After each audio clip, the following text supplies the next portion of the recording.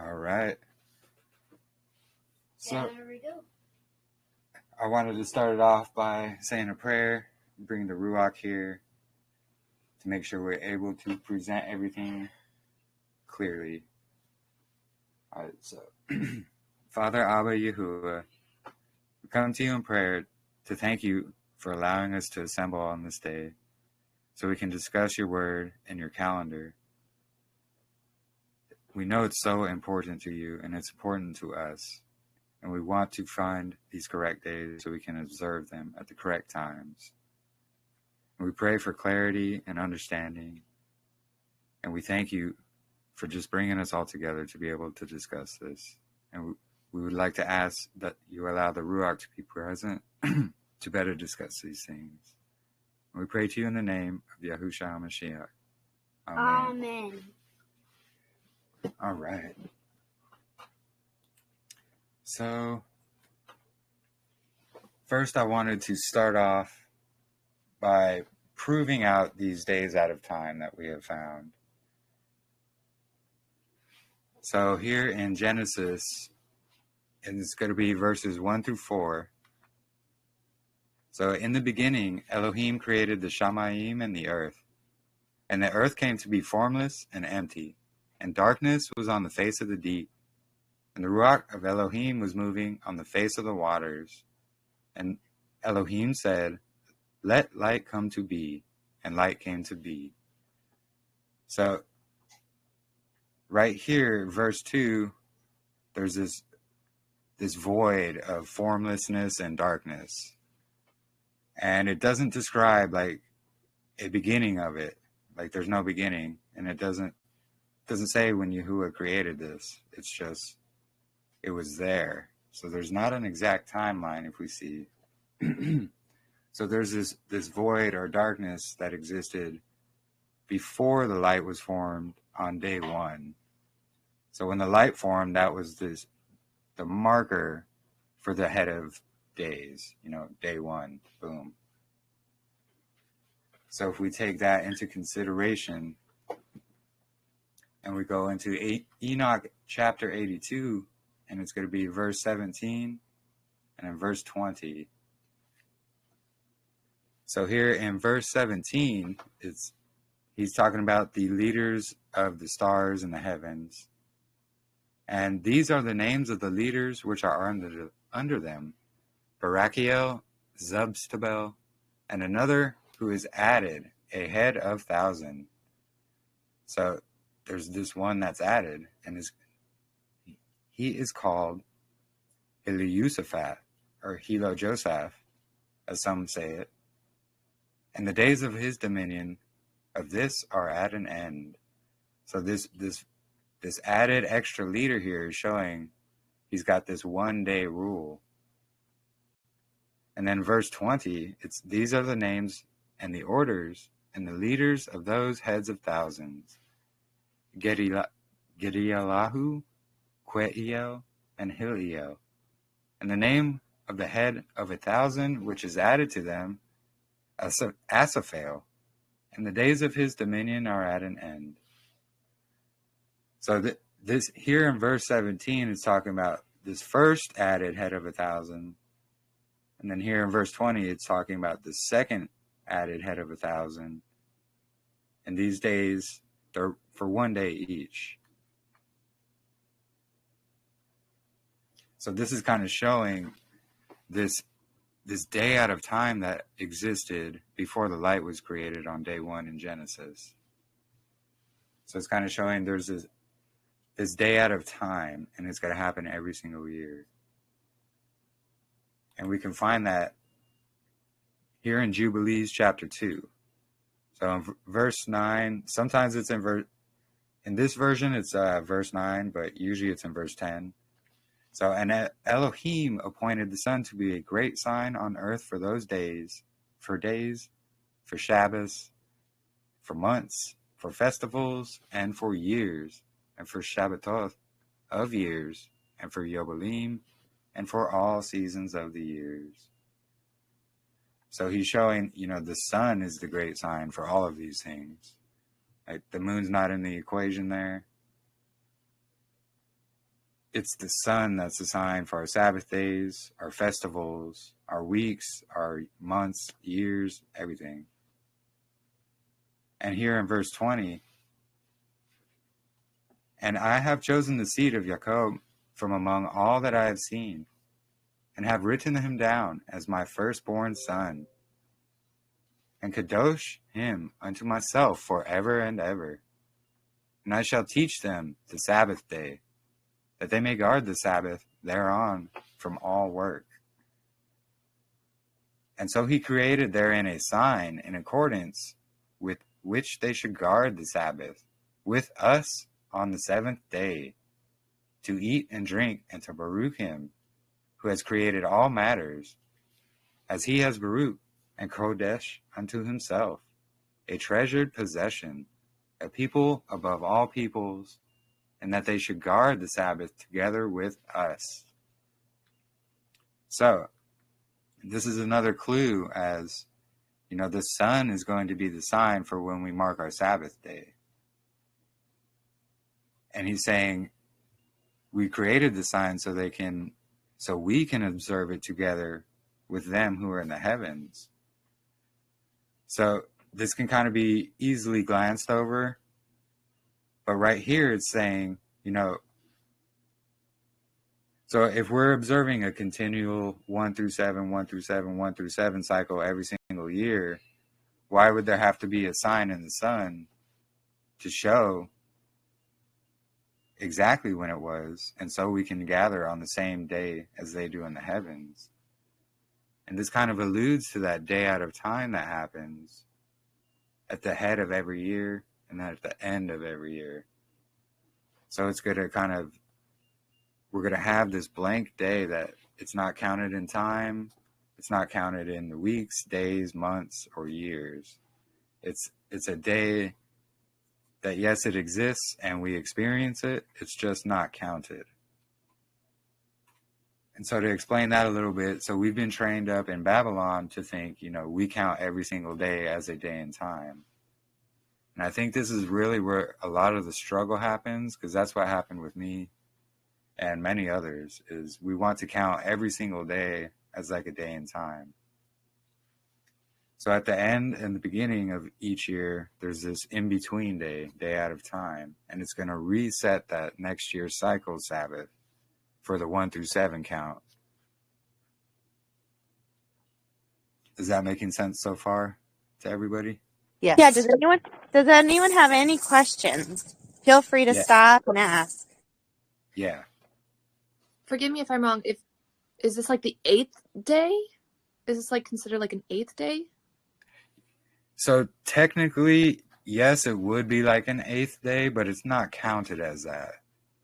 Okay. So this is going to happen just once a year, and it's going to happen after the last Sabbath of the year. Yeah, the 52 or 50 Exactly. seconds. Yeah. So this kind of makes me think of, after Yahusha comes, and then we go into the millennial reign.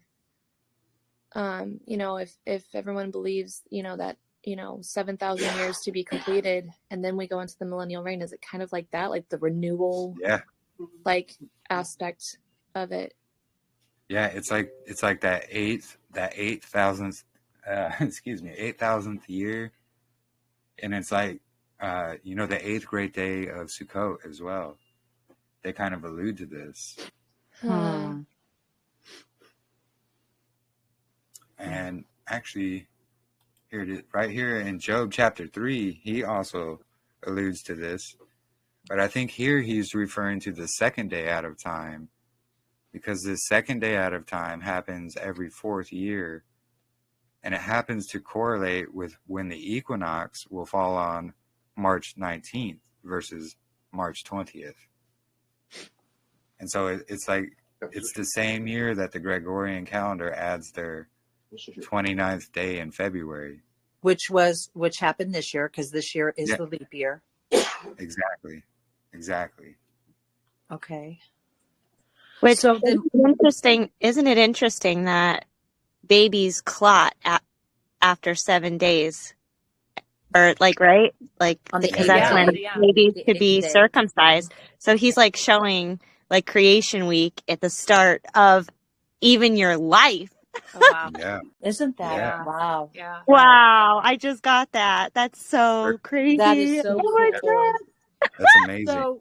So with this year being the leap year, then after the 364, are we going to jump 1 day or 2 days because of this year being the leap year?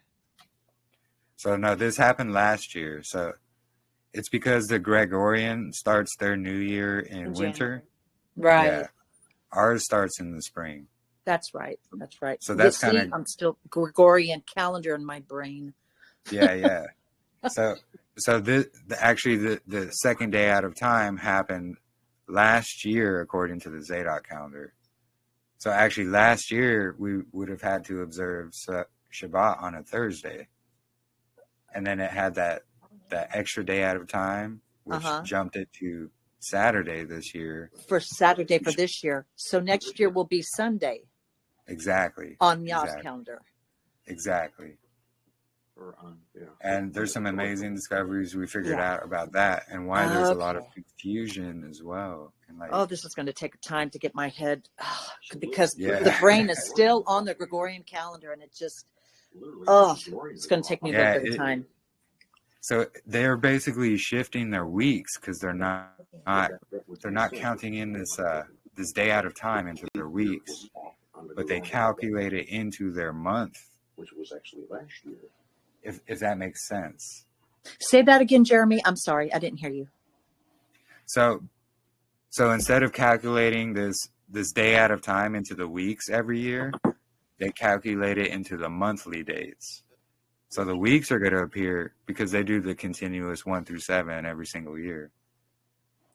But what they do is they add that monthly date in February. So they add the 29th day in February, which it doesn't break up the weeks like it should at the end of the year. They're just adding it to their monthly days. So that's a lot of the confusion that we have as well. So sorry, I have another question. Yeah. So in 1567, when Pope Gregory changed the calendar? That makes sense. From the Julian to the Gregorian. Yeah. What was the point of going ahead 10 days? Do you know? So they wanted to actually line these monthly dates up with the equinox, which is why March 20th every single year, that's the date it's going to fall on. So to switch from that, they shifted the monthly date 10 days. Like they didn't take away 10 days out of the week. They just took 10 days out of the monthly count and moved it there. And that's what I was researching as well. They did that because they wanted to line March 20th up with the equinox. It's because they capture these things into their calendar, but they present it in like this Babylonian confusion way. And they train us up to think of it as in how they taught us. So understanding this day out of time can be really difficult because everyone just wants to say, oh, well, that's going to bring 8 days between the Sabbaths. It's weird how you can have that day that you don't count, but it's still there. How does that? I'm still trying to wrap my head on how that works. That's a confusion. I was just talking about how we were brought up in because they want us to count every single day as a day in time. Right. It's just it's weird how it's there, but it's not there. Yeah. I know it's. It just has to do with Genesis 1 there. Yeah. And it's that amount of time of darkness. Right. And right. There's not a specific start date to it. Like he didn't say, oh, on this day, the darkness was created. Well, that's because the day count didn't start until he created the light, which actually is Messiah on day 1. So that's the marker for the count of days right there. Yeah. The head of days. Wow. Exactly. Okay. So there was just that void that existed. And that's what's being counted in as this, 8th day. To reset the new year or precisely. the new. Okay. Yes. Wow. So, Okay. yeah, you got it. Wow. So it was void and darkness before he made the light. So now that we have the sun, moon, and stars, it's not going to be void and darkness. Like the sun and stars are still there, but it's the same concept, just without the darkness. Okay. Okay. Wow. And So you're Jubilees, talking about day 365. Wait, repeat that again. Sorry. I said you're talking about day 365 there. Yeah, exactly. oh, Okay. Even though they don't count. This that is why way. the Gregorian tracks in there. They say the year is 365.2 whatever. Right. And actually, I'm going to bring that up here. And if we do the math here in Enoch, what is it? I think it's 74:32. No, is it? I'll get to that, but we're going to do the math there, and we'll show Enoch showing there's an extra 1.2 something days a year, excess days of the sun, and this lines up exactly with what they tell us the solar cycle year is according to science. So if you could see, like, they literally hold these clues in their calendar, and they basically hold it right in plain sight in front of everybody's face. But they know because of the confusion that they cause with it, nobody's going to see it. And everybody's so afraid to, like, oh, I don't even want to check how this fits on the Gregorian. And, they make everybody afraid to test everything to it, or, make comparisons. So no one's lining it up because they don't want to touch it. But the thing is, that's where they're holding the clues.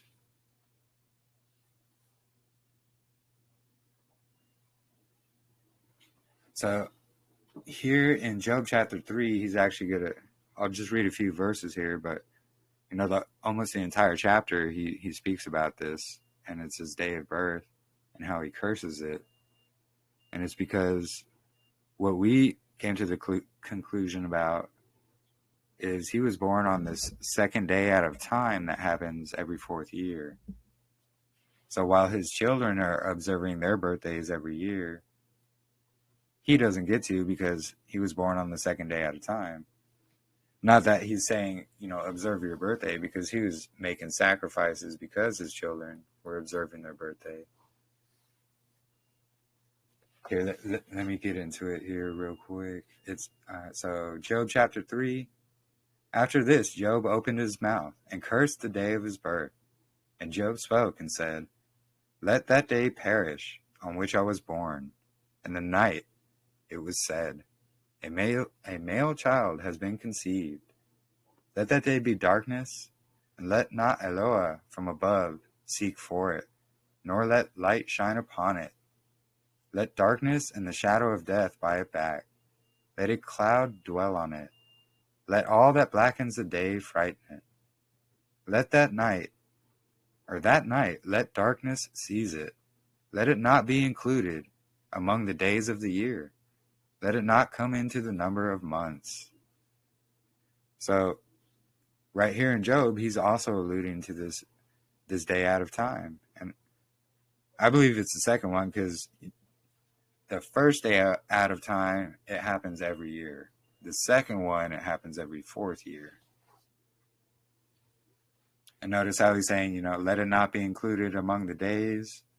Let it not come into the number of months. The blackness of that day. And this is all correlating with Genesis 1, again, with that void of darkness that existed before the light. And this isn't to say, Job made this day out of time. He's just like confirming it, because Job is one of the most ancient of scriptures known, and it was well before, Moses' writings and all that. So he's basically just kind of confirming this day out of time that happens. And so, where was I? And yeah, same with Jubilees chapter 2, verses 20 through 22.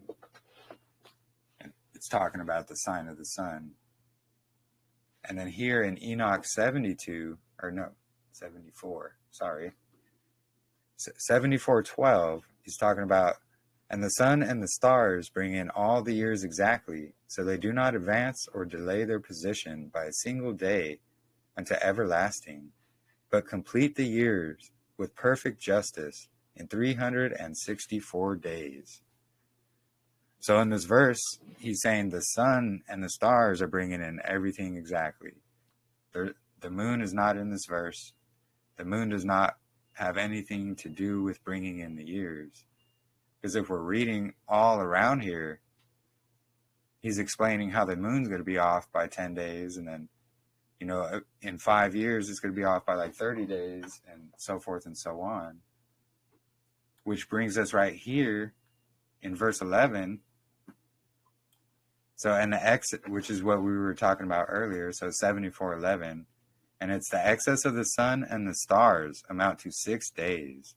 In 5 years, 6 days. And then he continues on, every year to come to 30 days, and the moon falls behind the sun and the stars, to number of 30 days. So this 30 days he's talking about here is just, it has to do with the moon falling behind the 30 days. These 6 days in 5 years, it has to do with the excess days of the sun. So if we do the math and the calculations, that's the 1.24 whatever that the science says is in a true solar year. So science is really just going by what Enoch says, truly. And they account it in the days of the year versus not counting it. So that's why they say it's 365 days a year versus 364. And then when that 0.24 so on adds up, it'll get to another day. So hence the second day out of time that happens every 4th year. And then, so here we're going to get into the equilux and the equinoxes and prove out through scriptures how these are very important dates. Because there's a lot of people who present this, but they want to say, oh, Enoch didn't know how to keep time, or he didn't know what an equilux was, and so forth. But this is untrue. So right here, it's going to be Enoch 72, verse 32. So on that day, the night decreases and amounts to 9 parts, and the day to 9 parts. And the night is equal to the day, and the year is exactly to its days, 364. So Enoch right here, he's describing, this is the marker for that day out of time. So it's going to land in between day 364 and day 1. That's this marker in between both of them. So a lot of people are going around, I shouldn't say a lot, but there's some that are going around saying, oh, Enoch didn't know how to track time. Well, right here he's saying the day is 9 parts and the night is 9 parts. So that's how he's keeping time during the day. So he's saying there's 18 parts of time in each 24-hour period. And then right here he's saying the day is equal to the night. So since the term equilux is only a modern term, of course he didn't say equilux, but he's saying exactly what it is right here. And it's going to be the day when there's equal light and equal darkness. This day happens to fall March 16th every single year in Israel. So the equilux is the same amount of day as there is night. I always thought that was the equinox. I always got and yet that's a lot of the confusion as well, because many don't understand there's a difference between the equilux and the equinox. So the equilux has the same amount of time of day and night. That's the equilux. Exactly. Okay. And the equinox, it doesn't. But it is the straight line shadow that I'm going to present here more in just a moment. So if you see right here, so this is going to be March 16th every single year. And this isn't to scale. This is just something I put together for a visual. So it's not going to be exactly to scale. But basically, Israel is, where is it? Hold on, I got to turn sideways. So it's right around here somewhere. So in this whole like red circle between, what is it, the 30 and 35th degree northern longitudinal lines that go here, everybody in that vicinity is going to experience it on March 19th. So in between these two longitudinal lines, or latitudinal, whichever it is, I get confused on those, apologies. But we're all going to experience it the same exact day as Israel. And people, they're going around, like, oh, we're not in Israel, so how can we see it, and this and that. Well, if you think about it, Israel has been Yahuwah's chosen land since the beginning. Like, that's his chosen land. I'm just chiming in. I think you said March 19th instead of March 16th. I'm just chiming in to correct. No, so the March 19th would be for the equinox. Oh, yeah. Okay. Yeah. I'm sorry. I thought, okay. No worries. So, yeah, which actually I'm going to get into next year. I'm just kind of proving out. I want to take it like one step at a time. So, like, we're starting with the first date, which is going to be this day out of time yearly marker, and March 16th every single year on the Gregorian calendar. And we have backup proof of this, as there's a brother, his name is Rav Shaul, I believe, but he lives in Jerusalem. And Shaul Sides is his name. Yeah, Shaul Sides, yeah, sorry. On Facebook, yeah, he's Shaul Sides. But he's tracking these equinox days in Jerusalem.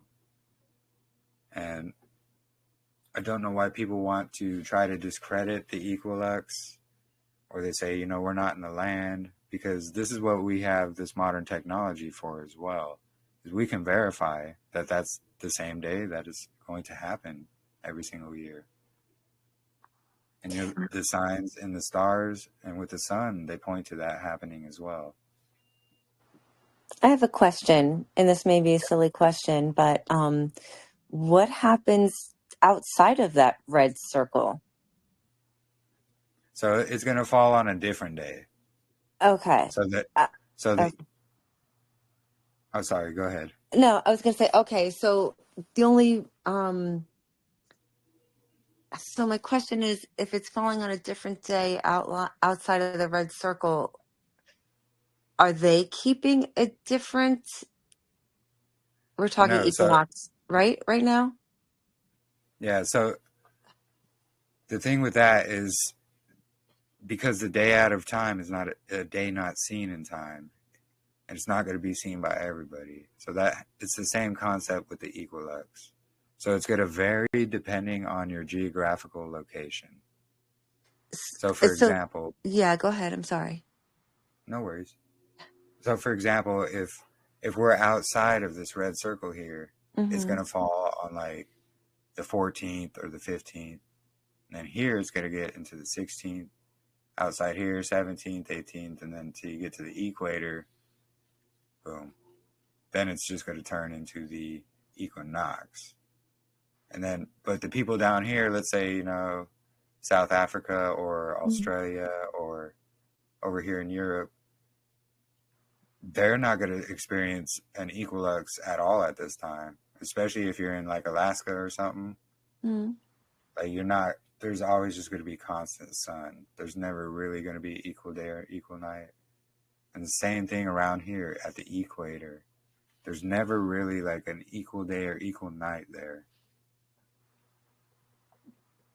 Okay. And the only time that happens is right here.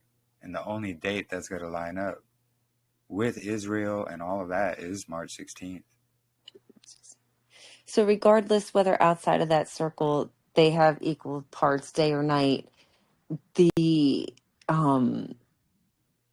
purpose for keeping time is inside the red circle, or years or months or days, I think. Yeah. It's it's that marker of the yearly reset of weeks. Okay.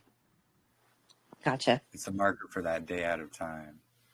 And then I have one other question. I'm sorry. I'm not quite sure the straight line shadow, what that means. Yeah, I'm actually going to get into that next Oh, right here. okay. All right. Sorry. Thanks. Okay. Bye. Yeah, no worries. Okay. All right, so what do we have? Okay. So right here, we're going to actually get into the straight line shadow. So in Exodus 12, and it's verses 1 and 2, and YAHUAH spoke to Moshe and Aaron in the land of Mitzrayim, saying, "This month is the beginning of months for you, and it is the first month of the year for you." So right here, this is going to be the head of months on day 4, which is what this is describing, which happens on the equinox. So let's get into... Which is when the sun, moon, and stars were created. So that's why it's on day 4. Yeah. Exactly. So here I went to the site, and hopefully to explain better visually how, the equinoxes and solstices, they were all tracked by like these ancient buildings and sites. So Stonehenge is a good example, because every year on the equinox, this is the straight line it's going to make. So the sun's going to shine directly through these little pillars, so to say. And this is actually exactly what the tabernacle of Moses, the temple of Solomon, and the temple of Herod all had these specific pillars set up facing eastwards towards the rising sun. So it will capture this equinox every single year, which is the marker for day 4, when the sun, moon, and stars were created. So when the sun shines through, it's going to line up exactly with these lines, with these stones, all these little stones and everything. That beam of light is just going to match, boom, like perfectly. It lines up. And it only happens twice a year. And it happens with the equinoxes, both the spring and fall. Okay. All right. So the equinox is the same thing as a straight line shadow? No. No. Okay. The equinox is the straight line shadow. Yes, apologies. Okay. Right. Okay. So Lisa, you could take a stick, put it in the ground, and you could track the sun with rocks. Just like every hour, put up where that straight line shadow hits the ground, and then just track it. And if it's a bent line, it's not the equinox. If it's a straight line, it's an equinox. Yeah. Awesome. Okay, thank you. That makes it much more clear for me. Thank you. Got it. Yeah. And then 3 days after that, it'll be the weekly Sabbath. Precisely. Yes. Okay. So here's like another example of that. It's that. So instead of using a stick, because in the temple, YAHUAH's not going to use a shadow to mark things. He's going to use his light. So this is kind of an example of that. So between the two pillars that would be in the temple facing eastward, this is what would happen. And it would light up that straight beam of light straight to the Holy of Holies. And it would only happen on the equinox. Just like it's shown here. And see, this is also kind of an example of, the tabernacle, it could have been round, because they use a round little mound here, but it does the same thing. When that rising sun on the equinox comes up, it's going to shine that beam of light directly through the straight line. And that's the marker for it. There's more examples here. So Stonehenge these are all giant sundials, basically. Yeah, exactly. Well, the Israelites did spread out all over. These were probably sundials created by the Israelites. So Stonehenge was definitely the market they were using for tracking the equinox, right? And equilux. Oh yeah, yeah. Okay. Not the equal lux is different. Okay. So I'm that's still trying to get that clear in my yeah, head. no, it's because they start off similar, like equilux, equinox. It's a bit of a tongue twister, but The How are Georgia they different? let me go here real quick. The Georgia Guidestone's interesting. Did the same thing with the sun. Yeah,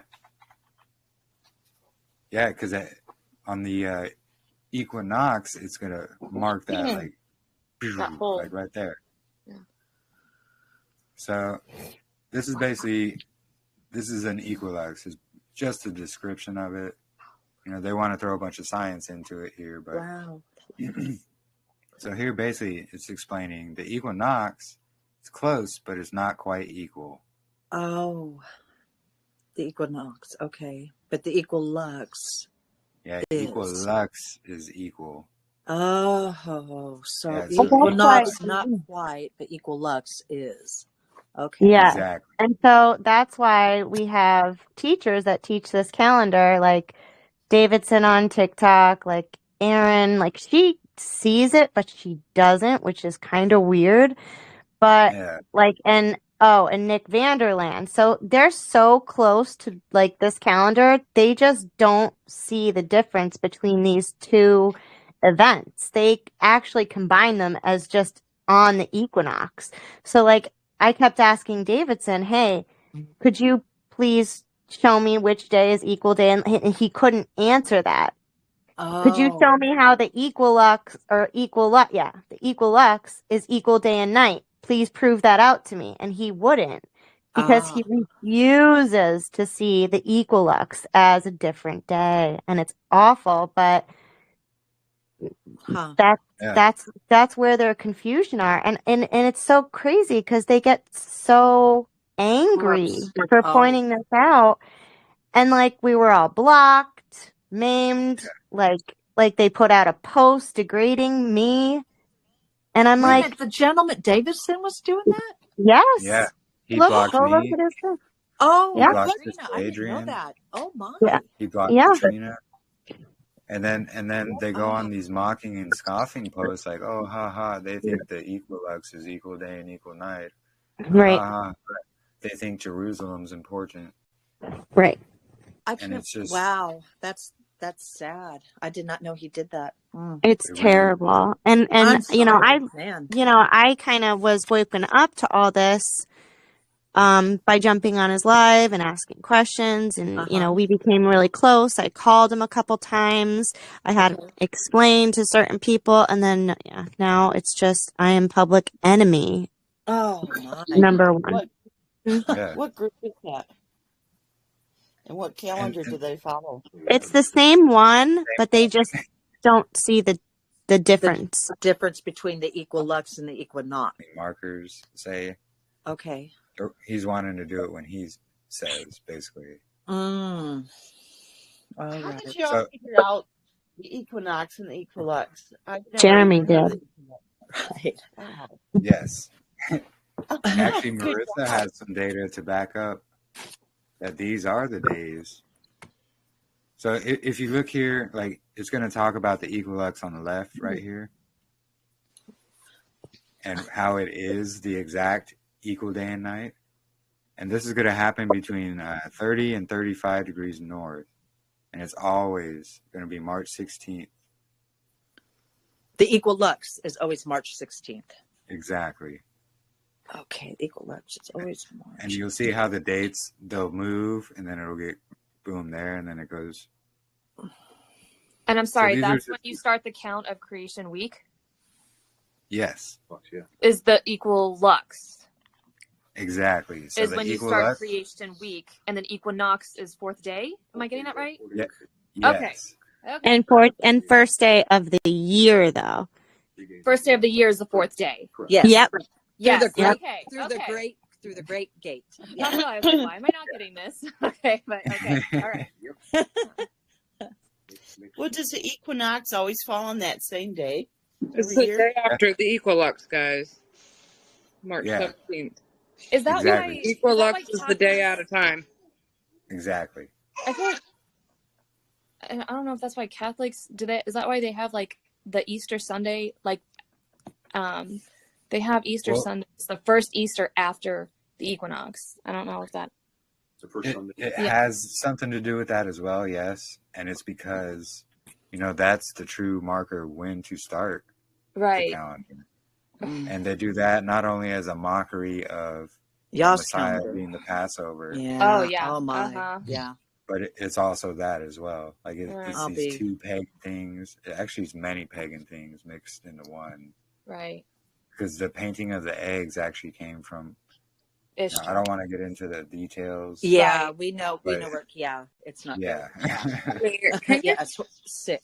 Jeremy, it's can pretty. you shed some light on the Solomon's temple roof and like how they'd set up the tabernacle facing the east for that straight line shadow?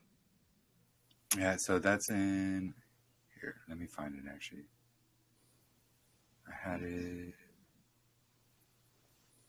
Where did I have it? Oh yeah, it's in Ezekiel 43. So Ezekiel's going to be describing a lot about the temple and how it's set up.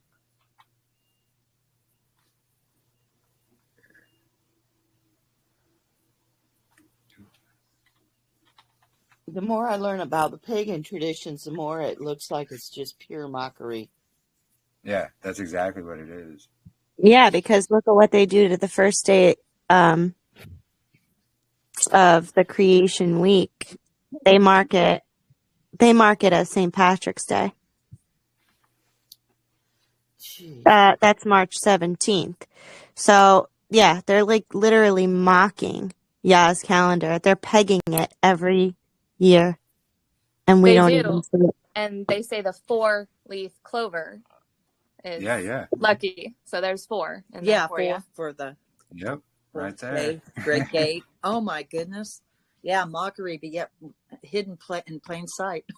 Do you see like why I say Wow. that it's like once you see this calendar, you can never go back, because now you see like how they're just mocking Yah throughout the whole thing, and it's like, and people are so stuck on having a Saturday Sabbath, and it's like, Yeah. but you're not getting like out of Babylon, like Right. Yeah. Man. Yeah. they're so stuck on it. It's like there has to be 7 days a week. Well, yeah, there is, but There is. that's up to Yah, and the luminary shows us. And that 7-day weekly cycle, it resets every single year. Right. And that's what's hard for people to understand. So it's a Gregorian not that calendar. It's breaking. Oh, sorry. What was that again? Oh, go ahead. Go ahead. Finish, Jeremy. Oh, so it's kind of difficult because how Babylon has trained us. So it's for sure. It's a 7-day cycle every single year. It just resets every year. So by adding this 8th day, this day out of time, the darkness that existed before the light, it's accounting for all of that. And then that extra like 0.24 every 4 years, and it brings us back. Like it's amazing how he did this. Yeah, it lines up perfectly. And so technical. Yeah. Yeah. So it's kind of like the mother harlot is Saturday, and she rides and comes before the Sunday beast. Wow, oh my goodness. Wow. Wow. Yeah. Jennifer. Is that Jennifer? Woo! That was my baby girl. Wow. Girl, you caught it. Oh my goodness. That was good. Praise Yah. Praise really Yah. good. Oh, I love man. how iron sharpens iron, right, you guys? See, this is it. This is it. This is why it's so critical to like be together and explain it. Then, Yeah, we all need each other. Yeah, we do. Hasatan sees this as such a threat. He wants to keep us so divided. The attacks are awful. Yeah. Oh, and the fighting. we are not representing, we are falsely representing his character when we do this to each other. Right. You know, I mean, it dishonors him so much. We're taking his name in vain when we dishonor his character like that.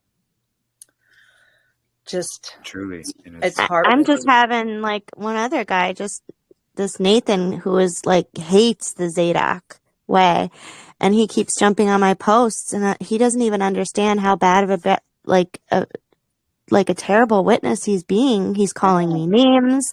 He's like, you thought coming out of Torah was bad, like, and then like the attacks from, the people who don't understand it. Well, try, stomping on this golden calf with the Torah community. Like it's vile. We're getting blocked. I mean, it's crazy. Wow. Yeah. So just when you come out with this, just be prepared, because the attacks are hard. And I'm so glad that he, chose us, that we're able to withstand the persecution. Yeah. Now, I have to say, when my mom started, this is Miranda, Jennifer's daughter. When my mom started talking about, we've been through like a year of going through a lot of people's different opinions about calendars. And we first got introduced to the lunar calendar, and it automatically didn't feel right. Oh, definitely not. And then I was relieved, to find out that it was, you could very easily tell that it was so false.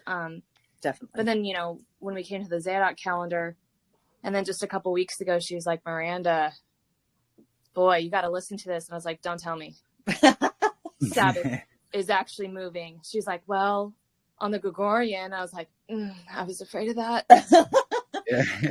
And, and she just shared a little bit with me, and I immediately felt the conviction. I'm not happy about it. I'll tell you right now. There's going to be a lot of change I'm going to have to do, but I definitely feel it. And I think that's the difference that I feel like a lot of people don't realize, is that when you're offended on something, you have to look more into it, because it could be a heart issue, and you got to get your heart out of the way. Yes. And you could be a stumbling block to yourself if you got that pride standing in your way. And we are worse than me. Trust me, this was a hard thing for me to get as well. Yeah, definitely. But when you search it deeply and you take it to the Father, He'll show you these things. And for me, it was just confirmation after confirmation. Wow. Yeah. And it wasn't anything I did on my own. It was all praise to the Father. Oh yeah, and definitely. We came together as a group, like Yachad, and we talked about these things and worked them out.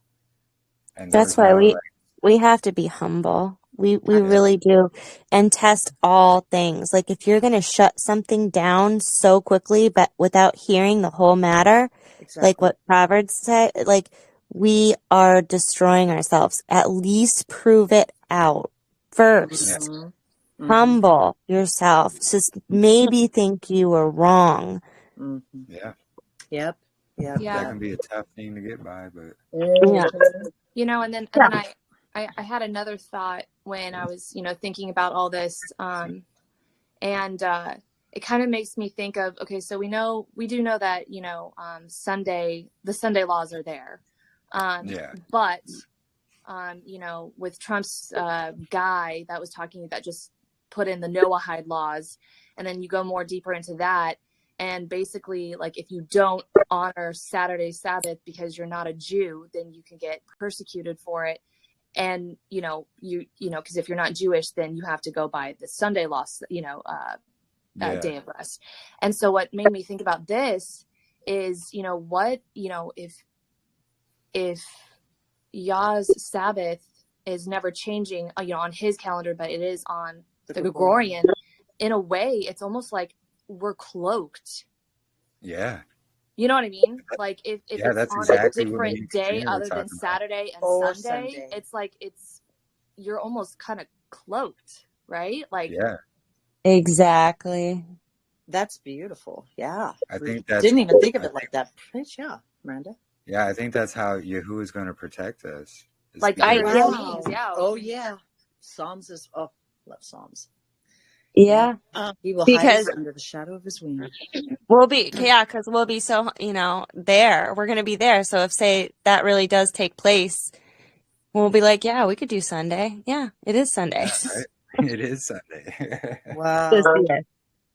On the man-made calendar. Yeah, man-made. Okay. Yeah. Oh my goodness. Wow. This is beautiful, and it's wow. It's mind-blowing, really.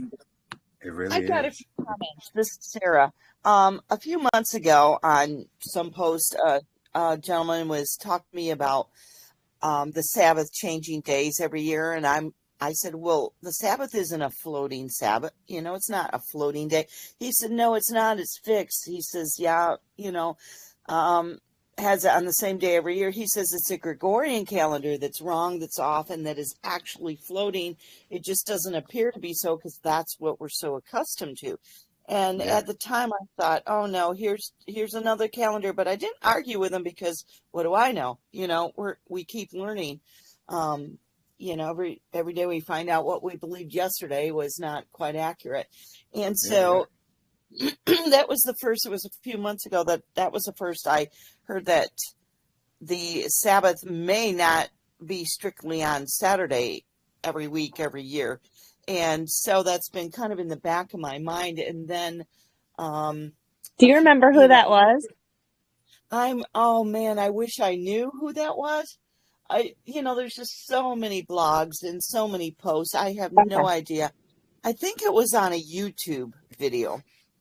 I believe it was one of Adam Finkelstein's videos. Yeah. Because people were arguing about the calendar, but this one gentleman, he wasn't arguing. He was just explaining to me because I was asking a few questions. I might try and go back and find it because at the time I thought, oh no, this is just nuts. But on the other hand, again, in the back of my mind, I'm thinking, well, what if?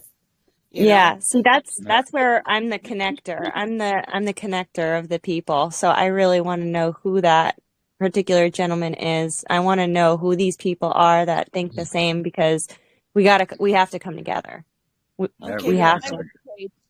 I'll pray that the Ruach HaKodesh helps me find him and leads me right to that because, there's so many videos, but it just came to me that I think it's on one of Finkelstein's videos. Awesome. Yeah, let me know. Parable of the Vineyard. Yeah. So the Sabbath really does, well, it doesn't change, but it appears to change. You know what? This doesn't surprise. This is the first solid evidence I've seen of that. And it sounds crazy, but on the other hand, it doesn't surprise me because everything the Jews do is apostate. And that's what I keep saying to people. Like, they changed the day start. They changed the feasts. They added the feasts, but yet they're going to still keep a Saturday Sabbath? No. With the sundown nonsense. I always thought, well, these imposters that call themselves Jews, if they do it, there must be something wrong with it.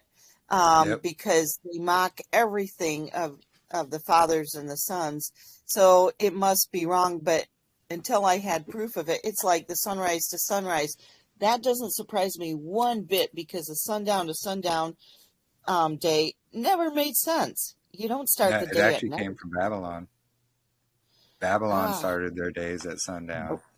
That's exactly why. That doesn't surprise me. I made the switch a few months ago. It was probably you, Katrina, that brought that up, and my friend Annie. And I'm like, that sounds crazy, but it wouldn't surprise me a bit. And then I saw the proof, and it's like, hallelujah, we're coming out of the deception, friends. Yeah, that's exactly it. And praise the Father too that he's not doing this all at once because it's a lot. First you understand when a day begins and then you or whatever order he puts it in, then you learn the history of the calendar and the Zadok priesthood and praise Yah, he just gave us bits by bits by bits, but I could see why now that the Sabbath he's giving us last because because once you now figure this out, he unlocks so much of scripture actually detailing the calendar. And it's from the 66 books. Wow. Like Yep. Psalms Yeah. 19 Wow. literally maps out the calendar. That Yeah. was going to be my That question. is so pretty. Because you guys were referencing Enoch for the sun and stars, right? To keep Yeah. time. And my question was, is there, where in the 66 books, if you're trying to explain it to So, someone who is like, I'm only do the Bible and I don't do Enoch or Jubilee, that the sun and the stars dictate the day? Is there a Yeah. so, specific? Okay. Go ahead, Jeremy. so I actually have a link of a book of Enoch with scriptural references. Mm-hmm. And not only did Messiah teach and quote from Enoch, and he literally quoted from Enoch while telling the Pharisees they don't know scriptures. The only place that is found where we become like the angels is right in Enoch. No other extra biblical books, no apocryphal books, nowhere in scriptures does it talk about that. It only talks about it right there in Enoch. And then there's Jude, all the apostles quoted from Enoch. But I'll get the link to the. It's a book of Enoch with scriptural references, and there's Awesome. thousands of them. Excellent. So Okay. there's people going around trying to discredit Enoch. Don't Yeah. listen to them. Right. Well, I mean, I've never ever heard of the book until I talked to Katrina, and just it's not something that, if it's not in the 66 books of the canon, don't read it. Enoch and Right. Jubilees are the missing keys. They really Yep. are. Mhm. They That's are. why they were removed. Yeah. Mhm. Yep. Exactly. But everyone wants to say, show me it in the canon, which Right. is fine if you want to go that route. That's Psalms 19. To the chief musician, a psalm of David, the heaven declare the glory of YAHUAH. Oh, hold on, my thing went out. And the firmament, which is the dome, Mhm. shows us his handiwork, his creation, right? Yeah. This is what we're looking for. How do we start the year? And it's in creation week. Mhm. So, Precisely. day unto day uttereth speech, and night unto night showeth knowledge, proving that the day begins when? Day. We have order here. Day and then night. Day to day, then night to night. Yeah. So, I was actually right? going to go over some verses as well that prove a day. Oh, that's good. It starts at sunrise and ends at sunset, and the nights are divide the days. Exactly. Okay. So let me continue here really quickly. Yes, I'm sorry. So proving out that the equinox, the straight line shadow, is going to be found in the temples and the tabernacles and all of that. Wait, could I just finish? Could I finish off Psalm 19? Because this is really going to make it stick, I think, for people. Yeah, go ahead, so there's no such speech nor language where their voice is not heard. And that's talking about the luminaries. They don't speak, but they tell us when the year starts. So their line is gone out through all the earth. This is talking about the equinox. And their words to the end of the world, proving that we see it all over the world. This is the equinox day that we all can see.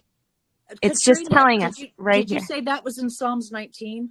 Yeah. Okay. All right. Now, Yeah, guys, 1 through 6. remember, Warner von Braun has Psalms 19 Yes, he does. on his tombstone too. Yep. Wow. He does. Who was that? Warner von Braun was the founder, I believe, of NASA. Remember one of the German. Yeah. He was one of the German scientists. Yeah. German scientists during the Holocaust. Yeah. Exactly. They had vilified the Nazis, but Nazis were just trying to kick out the fake Jews that were bringing such degradation into their country. So, possibly those Nazi scientists weren't the evil people that we've been led to believe. Yeah. That's what my Obviously, Warner von Braun he knew, he knew something. And it was my dad who, told me about him and his tombstone. He says he was trying to tell us something. Wow. Oh yeah. Yep. It's true. I believe that. Wow. Okay. Right. And so their line has gone out through all the earth, and the words to the end of the world. In them hath he set a tabernacle, because what does the equinox point to when it comes up through the east? The tabernacle for the sun. Wow. Boom. Wow. Wow. Boom. So Which wait. is Yeah, go which ahead. which is a bridegroom coming out of his chamber. This is the equinox, the day at a time, and rejoice as a strong man to run the race. This is the 364 days. Wow. Boom. Well, actually, I'm gonna actually pause this because the 364 days would be the equinox, wouldn't it? Because that starts on the fourth day, which is day 1. So this is still alluding to the equinox. I'm gonna correct that, but his going forth is from the end of the heaven. This is the summer and winter solstices and the northern and southern tropics. So this is where we find our solstices at. And his circuit unto the ends of it. And there is nothing hid from the heat thereof. And I'm sure I have to study more of Psalms 19, but that's where I got first for now. Just proving that the equinox starts the year. And it starts the 364-day race.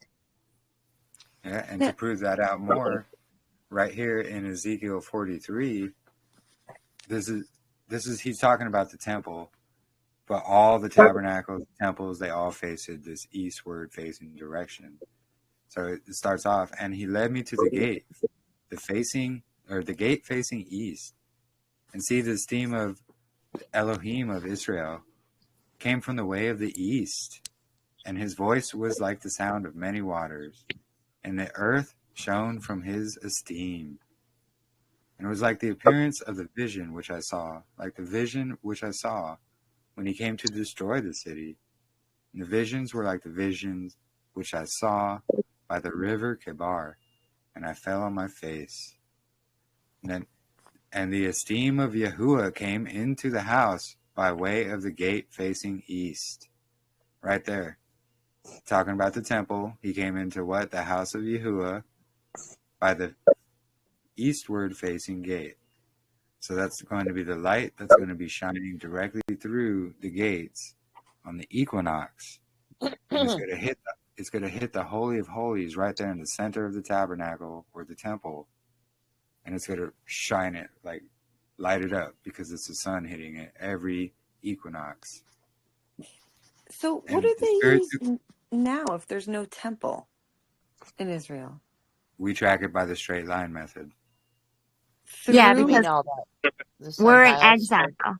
We're in exile now, so we're not going to have that temple. We don't have a temple here. We are the temple. Right. So I was just wondering, Israel, is there still a gate or some kind of structure that the sun goes through, or no? The temple was destroyed. Right. Yeah, Okay. it was But all I didn't destroyed.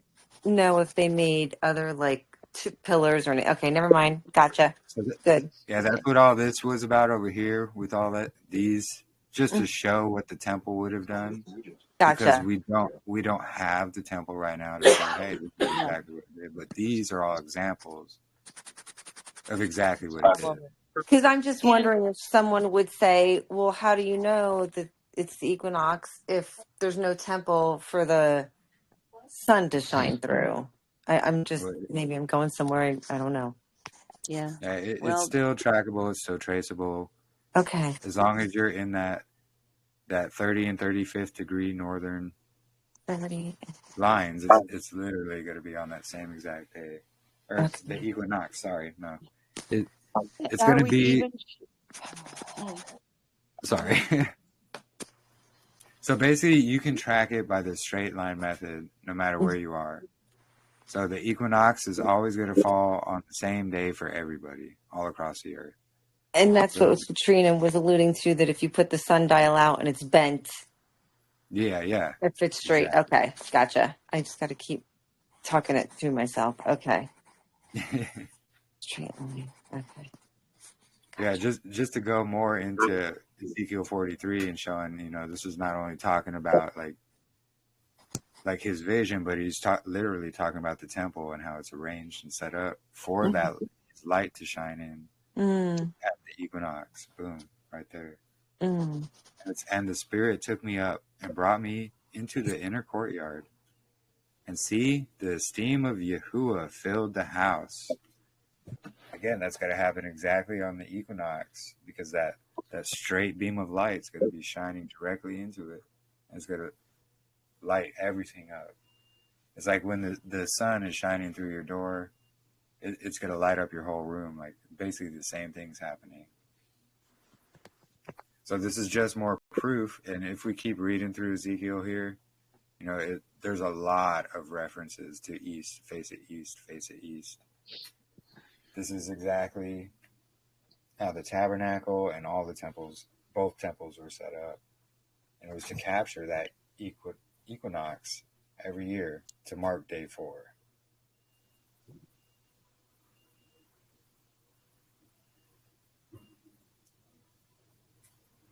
Let's see.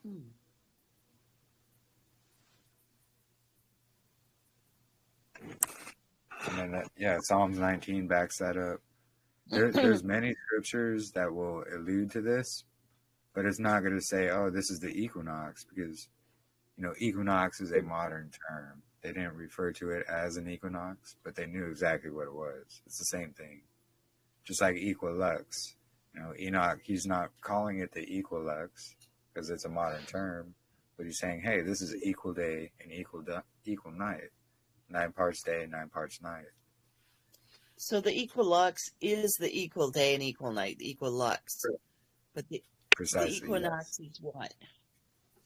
Exactly. The equinox is the straight line shadow. Yes.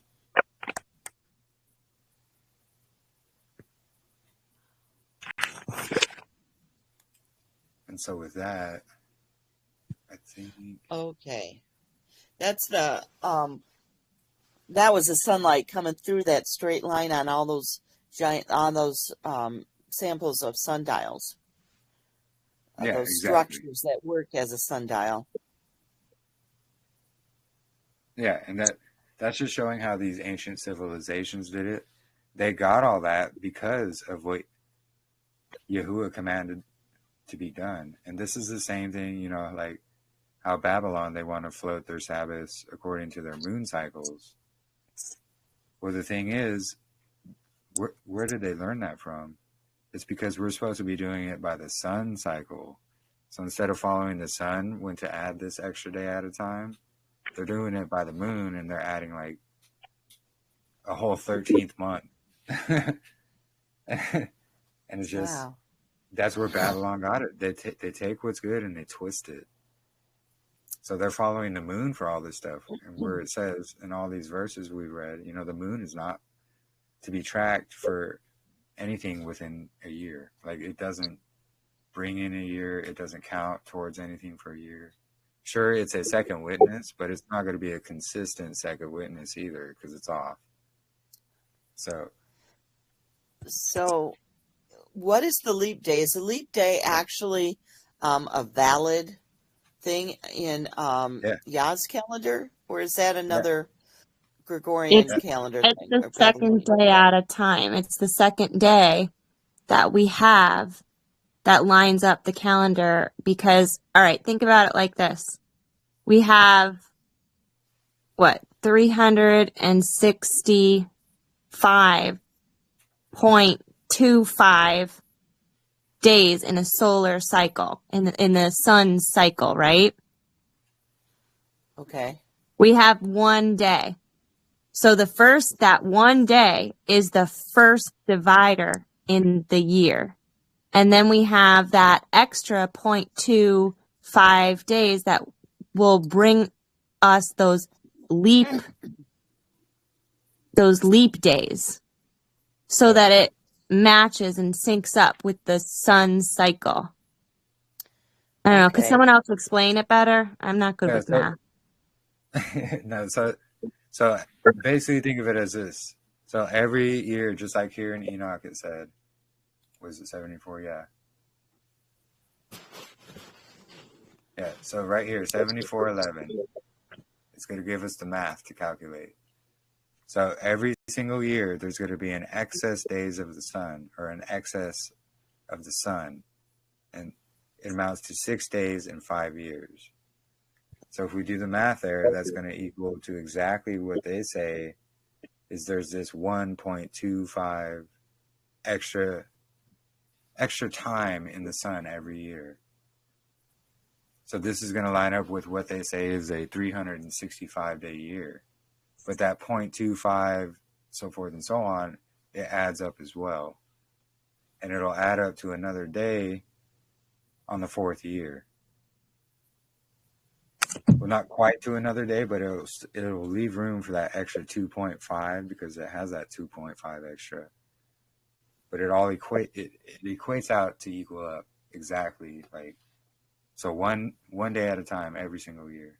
Every 4th year, or what the Gregorian calls a leap year, that's when they add their 29th day in February. That's going to correlate with the 2nd day at a time that happens every 4th year.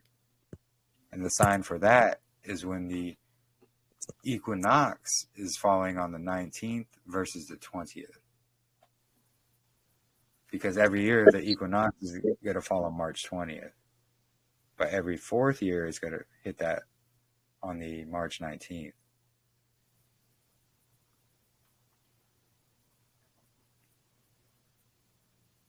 Gosh, when you read this Ezekiel 43, like it's literal Yah's esteem. Yeah. That is the equinox. And for people to mishandle this equinox day and change it like the lunatics. Yeah. And that's just so terrible. Like I'm actually hurting.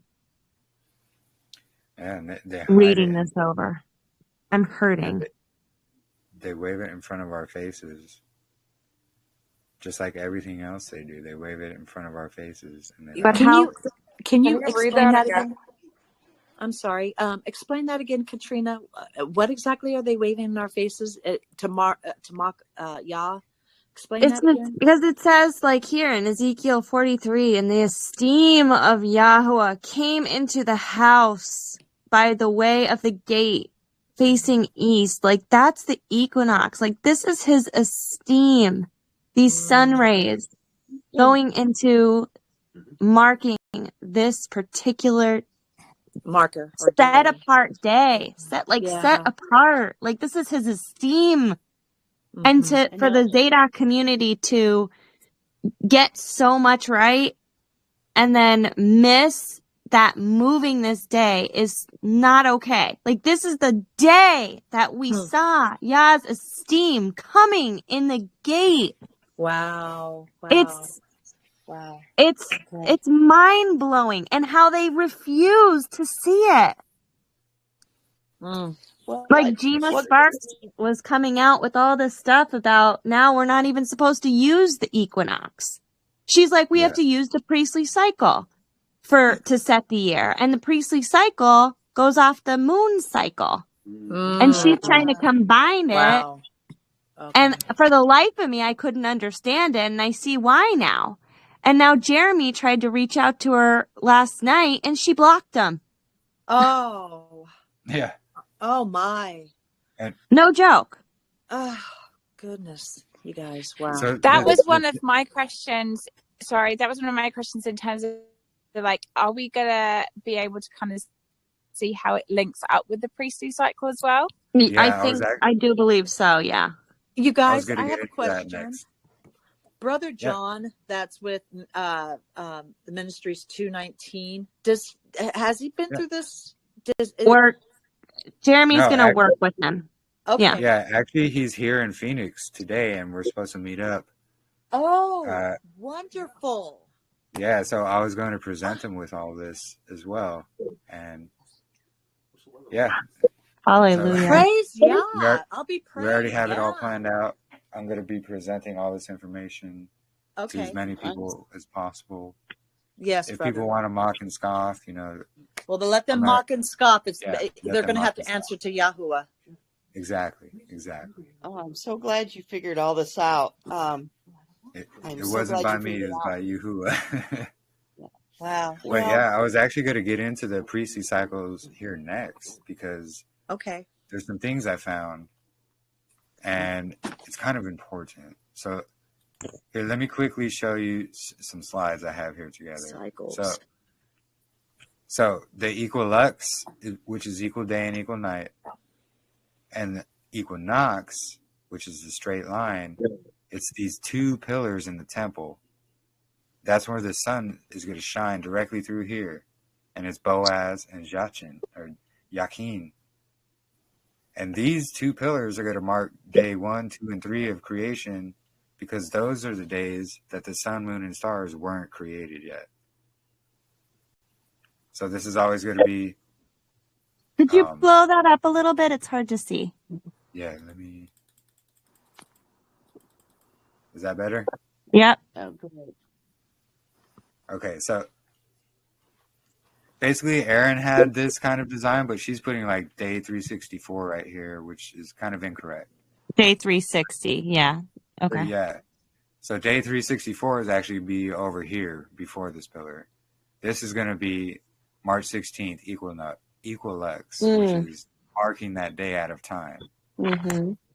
This is going to be day 4, or March 20th, which is the equinox, the straight line shadow, marking day 4. Mm-hmm. So in between these is day 1, 2, and 3. Mm-hmm. These days there was no sun, moon, or stars yet. Mm-hmm. Following. So that's what these pillars are marking. And also, these are the two pillars the sunlight is going to shine through on the equinox day in the temple. Mm. So it's shining directly right through these pillars. It's marking exactly when these days happen. And it's marking these 3 days where there was no sun, moon, and stars. The creation week. And then this is kind of another example I put together.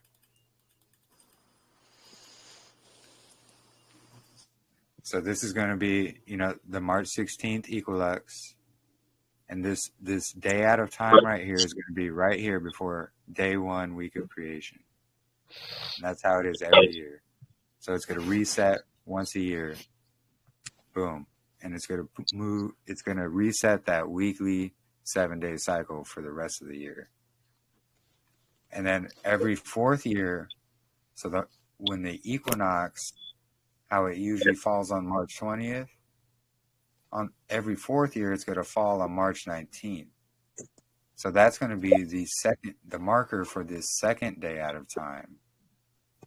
And the second day out of time, excuse me, it's going to fall right here in between days 3 and 4.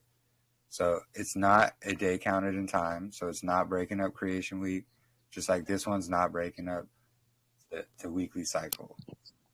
It's just that day out of time to mark these things. And Hey, yeah, I think it's important to note, though, when you say that it falls on the 19th, that it's like at like 11 o'clock at night. yeah. Like, Yeah, we actually, still don't see the shadow till the 20th. Yeah, so thanks for bringing that up. That's actually something I was going to address. So the reason it's falling on March 19th in the evening is because it's never going to stray too far from its original position. So it's going to just slightly go out of place to be able to mark where we're putting this second day out of time every 4th year. And then boom, we mark that, which brings everything back to day 4 or March 20th again. So the thing will happen in between the nights, basically like the Passover, like it happened in between the nights or in between the evenings. So it happened in between sunset and sunrise. That's exactly what happens here. So Gregorian time, they're going to count, the day restarts at midnight in the middle of the night. Well, that's not true because the day starts at sunset. So sometimes it's March 19th, Sunrise. it'll fall at 11 or 12 or whatever, and they're going to count that as the 20th as well. But since we can't catch a straight line shadow in the evening, that's just, everyone's going to catch it on the 20th.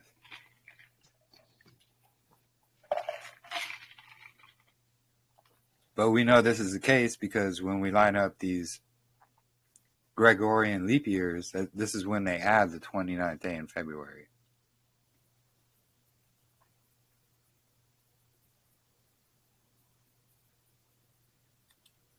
And then this is just a little something I put together to kind of show,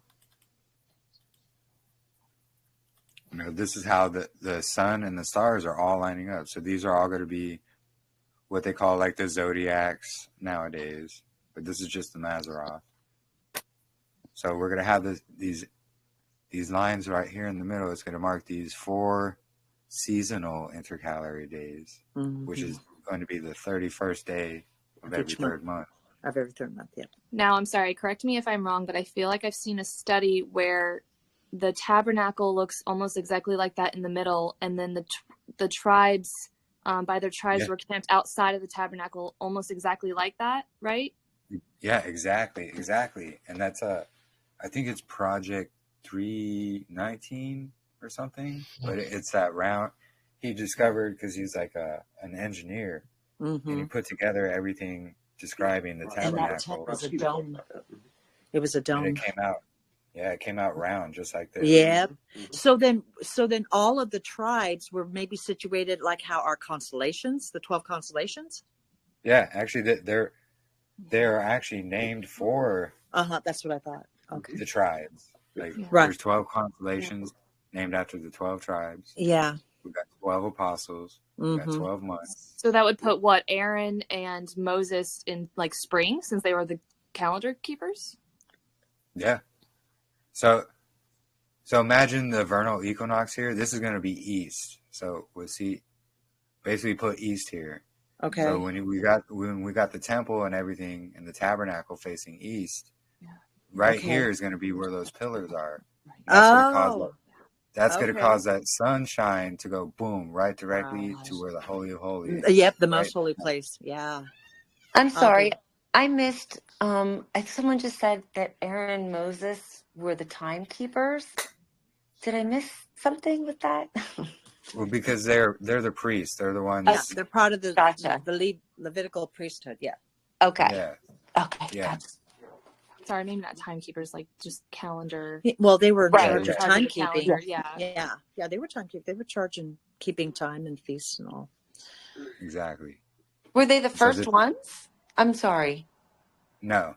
Okay. So since Enoch, Enoch. Moses and Aaron, they're the ones that had to bring everything because everybody was lost in Egypt. Yeah. For 400 years. But Noah taught his sons this. Too. Yeah. Yeah. Because then there it was got, Noah. It got passed down to Abraham. Right. From Shem. Exactly. And we're going to be able to study out the flood, and it's going to prove this calendar because no one knew it. And every event was significant, and you have to count up the days. And it's going to prove this calendar. Wow. Exactly. And that's actually beautiful. What I'm going to be working on next as well. Ooh, praise you. Yeah, if we see right here, this is going to be day 4 creation week. And this is going to be when everything happens right here. So I lined up, excuse me, I was basically showing this to show you scroll 4Q324D is going to line up exactly with the Zadok calendar layout. And I actually have it right here. Intense. This is so intense. Beautiful. Yeah. So, wow. Wow, this is intense. I love it. Yeah. Found it in K4? Yes. K4. Be prepared for a headache tomorrow, by the way, because all this Yes. Babylon busting, it does. Yes. I think it It starts hurts the to, brain. Yes, I agree. like your brain is going to start detoxing out the garbage. Because the first time I learned this, and Adrian can like say too, and so can Jeremy, but it's so weird that we all experienced like migraines and like sickness because Too I much. think it's literally like our brain is detoxing all of Babylon. Oh, yeah. Yeah. Wow. Yeah, it's crazy, but it's like once you get it, you're gonna feel it. So just be prepared. It's like do we have any binders for this? Yeah, right. The word. Oh, Like Right. the parasites start to die off by the word, Praise by the calendar. Well, I mean, Babylonian parasites. it's funny because I was telling my mom this too. It makes sense that because Yah says he's not a Yah of confusion and he does not change, and he firmly established this like he did this earth. And the thing that the beast system does is they say that we're spinning in an endless vast amount of space, so it makes sense that the Gregorian calendar is also spinning out of control. for sure. Yeah, exactly. I would agree. So here I actually, so the calendar layout I made from the Zadok calendar is actually, I laid it out exactly to 4Q324D. And this is one of the newer finds. It's not going to be found in like the complete Dead Sea Scrolls book and all that, because this was actually a scroll found afterwards. So this is a whole, excuse me, it's another PDF and another book that they wrote about it. And I can actually send a link to that PDF as well. But right here, in the beginning of the first month on weekday 4 to Kufa, which is talking about, the equinox on the 4th. And then on the 4th in the Sabbath, on the 11th in it, the Sabbath, on the 14th in it, the Pesach, on the 15th in it, Matzah, on the 18th in it, Sabbath. So when we look at that and we line it up, on the 4th, Sabbath, 11th, Sabbath, 18th, Sabbath, 14th, Passover. Like, it just lines up beautifully. And the sons of Zadok preserved this. Sorry, I went to the wrong. Get out of here. That's not what I meant. Apologies. Okay, here it is. So this is going to line up completely all If the you way could down. blow that up a little bit. Or, if anyone wants to see it, you could just grab the link off of them. Yeah. Yeah. Just to see what it says. Yeah, someone remind me in the chat, and I'll send the link as soon as we get done with this. Yeah, we're going to have to pin those. Yeah. All these links. So this is just, and it's even going to show the constructions of what they found. I don't know why my computer's all of a sudden laggy. Apologies. But yeah, when we go down the list here, it's going to list months 1 through 12 and exactly when the Sabbaths fall, exactly when the feasts fall, exactly when the 4 seasonal intercalary days fall, all of that. And this is the exact scroll I used to line up the calendar layout that I presented and that I put together. And it falls exactly in line with the Zadok calendar, everything. So we were talking about these priestly courses earlier and how everything's going to line up with them. And this is something I wanted to address because last night when I was praying and trying to find out, because clearly this was written by the sons of Zadok. So what they wrote is, I'm not trying to say it's insignificant because it is important. But a couple of the errors I have found, so like Mishmarot A, which is 4Q320, this is going to be fragment 1. So right here at the beginning, you're going to see like these brackets. So these brackets are going to be insertions from another scroll that they found, and it says the same thing. So maybe that word was missing here, but it wasn't missing in that other fragment. So that's what they put in these brackets here. But here in parentheses are going to be the author's interpretation on what should be there. So the whole thing is everybody's trying to start this full moon on day 4 when it literally full moon right here is in parentheses. It's in parentheses, meaning this is an author's insertion. So what this is actually saying, let me go to it. So it's going to be right here where I have highlighted. This is going to show the same fragment, same verses, just without the brackets and without the insertions in parentheses. So it's saying, to display itself from the east and shine in the center of the sky, at the base of the vault, from evening to morning, on the 4th, which would say day of the week, but that's missing. They inserted Wednesday. That's not always correct.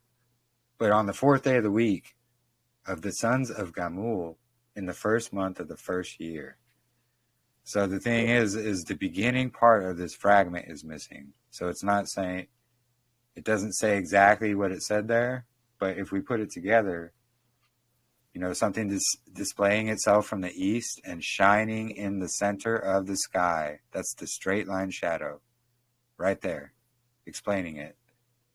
And that other, in the complete Dead Sea Scrolls, as you saw, they put the full moon right here in parentheses. That's not there at all. There's no moon in here anywhere.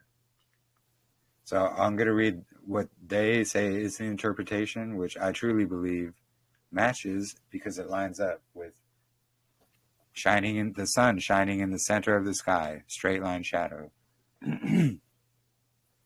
So they're going to say, the sun rises due east and shines at the celestial equator on the horizon at dawn as night becomes morning. They put Wednesday, I'd say day 4, Gamul, in the 1st month of the 1st year.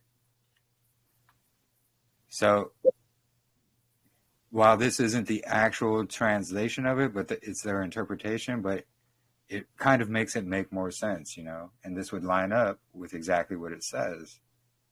And this is showing, this is going to be that straight line shadow equinox, which is happening on day 4. And I can share the link to this article as well.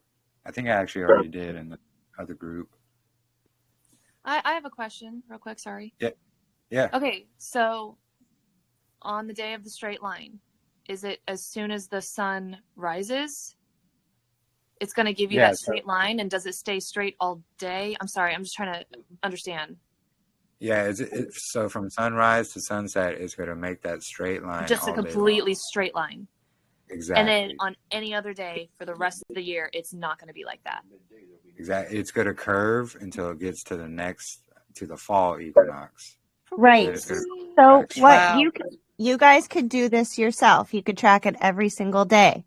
When you wake up in the morning to when you go to sleep. All you need is like I said, a stick or rocks if you can't afford anything. What I just did was, because there's going to be so much, I think, confirmation when we actually do it ourselves. So I bought a board, like a pegboard, from Hobby Lobby. And I got very small pins, pins, and then a nail. And then I just put it on like a white cloth. And then I could send probably some links. Oh gosh, Ed has me blocked. Yeah, if you could send a link for that, Katrina, that'd be great. Well, you could actually go if you have TikTok. Okay. Ed, like, he has me blocked because of the Equilux stuff. Ed Chumney? No, this is Ed. He's in the group with Davidson, but he now has me blocked. So I might have a couple videos saved. Actually, if Erin has a very good video on how to do it as well, and she actually kind of does it a little but Yeah, better and if you actually go through her YouTube, you'll go to her playlists and you'll actually see her doing it and marking them. Okay. Yeah. Okay. I'll look that up. Thank you. Yeah, there's many ways you could do it. I think she does it on like a picnic table and she just has it set up like that. But yeah, she does it two ways. She uses an armillary, which is it tracks the same thing, and then she does it the straight line on the table. Yeah.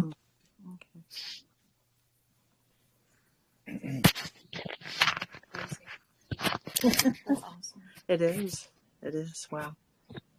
Yeah, and then this can, as we've shown, it's all proven out through scriptures, and Yahuwah doesn't change. So the beginning of every year is literally going to have this void of darkness, even though we don't see it as darkness because the sun, moon, and stars are here now. It's every year is going to have this void of darkness, which is this day out of time, and this will just match everything up flawlessly, perfectly until eternity.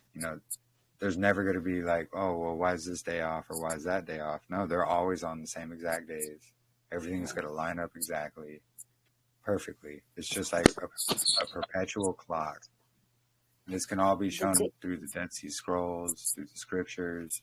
And when I say scriptures, I'm including Enoch and Jubilees. Yes, definitely. Because it is Rabbi Akiba who removed Enoch and Jubilees and said, oh, well, we only got these 5 books of Torah. Well, he did that because Enoch and Jubilees prove their moon calendar is incorrect. Wrong. Exactly. Yeah. Exactly. Man. And so everybody's tossing out Enoch and Jubilees and everything else because of what this one man says, who's most likely never even read it, and they're only cherry picking out verses that they're parroting. What year did you say he removed those? Let me find it. Sorry. I'm not sure what year it was. So sorry. Go ahead. So could Torah and so could Enoch and Jubilees be considered Torah? Yeah. Oh, yes. Yes. Absolutely. Torah just means instruction, correct? That's all. Yeah. So it's all his inspired books. And if Enoch was the first scribe of heaven, right? It was accounted of him that he was, that he pleased Yah. And he gave all this to Noah. I mean, it's what, it's what Moses taught. Yeah. It was all handed down from exactly. So basically, if we look up Rabbi Akiva here, he's going to show he's literally the author, like the Mishnah and Midrash. He made huge contributions to the Talmud. He's the one that removed Jubilees, Enoch, and many other books. Esdras. Was this before Yahusha's time? Yeah, this was way. Oh no, wait, it wasn't. So it was 50 to 135, like CE after Messiah. So this was after Messiah. Because the Pharisees in Messiah's days, they were still doing it orally. So it was just passed down orally. So this man right here decided, I'll just take all these oral things that have been passed down and I'm going to write them in a book or a scroll. And that's what he did. And then the writings that didn't match up with what he wanted things to say, he got rid of, such as Jubilees, Enoch, Esdras, like so many other books. This is a whole other subject we can get into. I don't want to really go that deep into that right now, but we can definitely do that at another time. But okay. If you can do, each of you can do your own research as well and see, this Rabbi Akiva, he's the one that edited and took out all these quote unquote Torah books. And then the Council of Nicaea with Constantine and all that. Right. They did the same thing with the New Testament books. Mm-hmm. Right. Yeah. And the thing is, they're all working together. They are. So they're they're like, hey, you edit the Torah, we'll edit the New Testament, we'll toss it all together and say, yeah, we have these quote unquote 66 books. Yeah. Interesting. 66, you know. Yeah. Half of 66, 33. Yep. What's Freemason's favorite number? Goodness. Oh, I tell you, these guys are sick. Truly. Yeah. It's all hidden in plain sight. It really is. Oh man. And thank goodness Yah says, I will make all things known.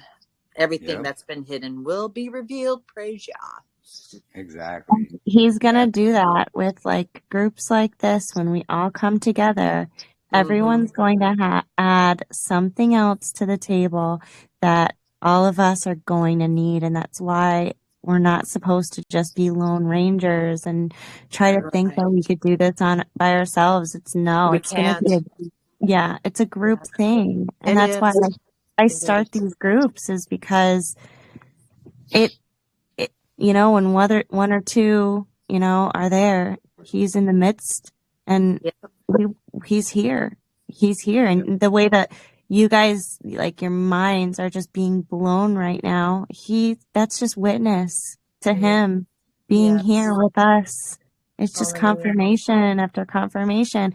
And then you're going to bring more to the table, and it's just going to be, we're going to be better witnesses and lights for others, because it's a hard thing to change for a lot of people, but it's so necessary. And once we start walking in this beautiful light, we're going to be able to shine it for others to see. And we're going to have all of the facts.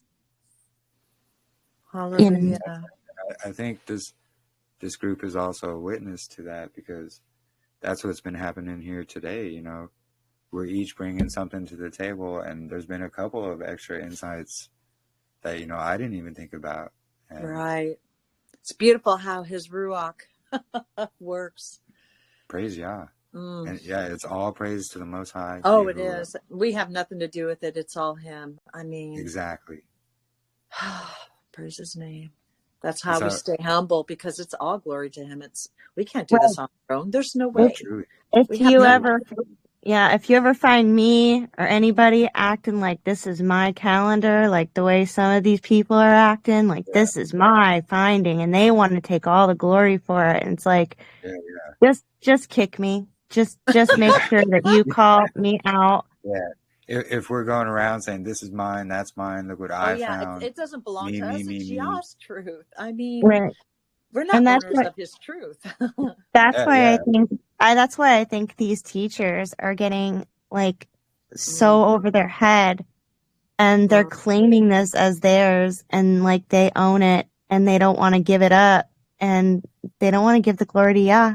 And that's why I think they have such a block maybe on this equinox stuff, is they're not getting it fully because of their pride. I was just going to say pride. I want this down to pride to be an example of what we cannot do. This is his. It is. We just want to follow it. No. Yes, let's do that for each other. You know, we have hold to each other accountable. Yeah, we do. I agree. Oh, most definitely. So one of the last things I just wanted to go over here, yes, is proof of a day starting at sunrise and ending at sunset. I actually have it. I have a whole lot more written on it. I just want to read a little bit of this excerpt I got of an article I had put together, which is on my YouTube channel as well.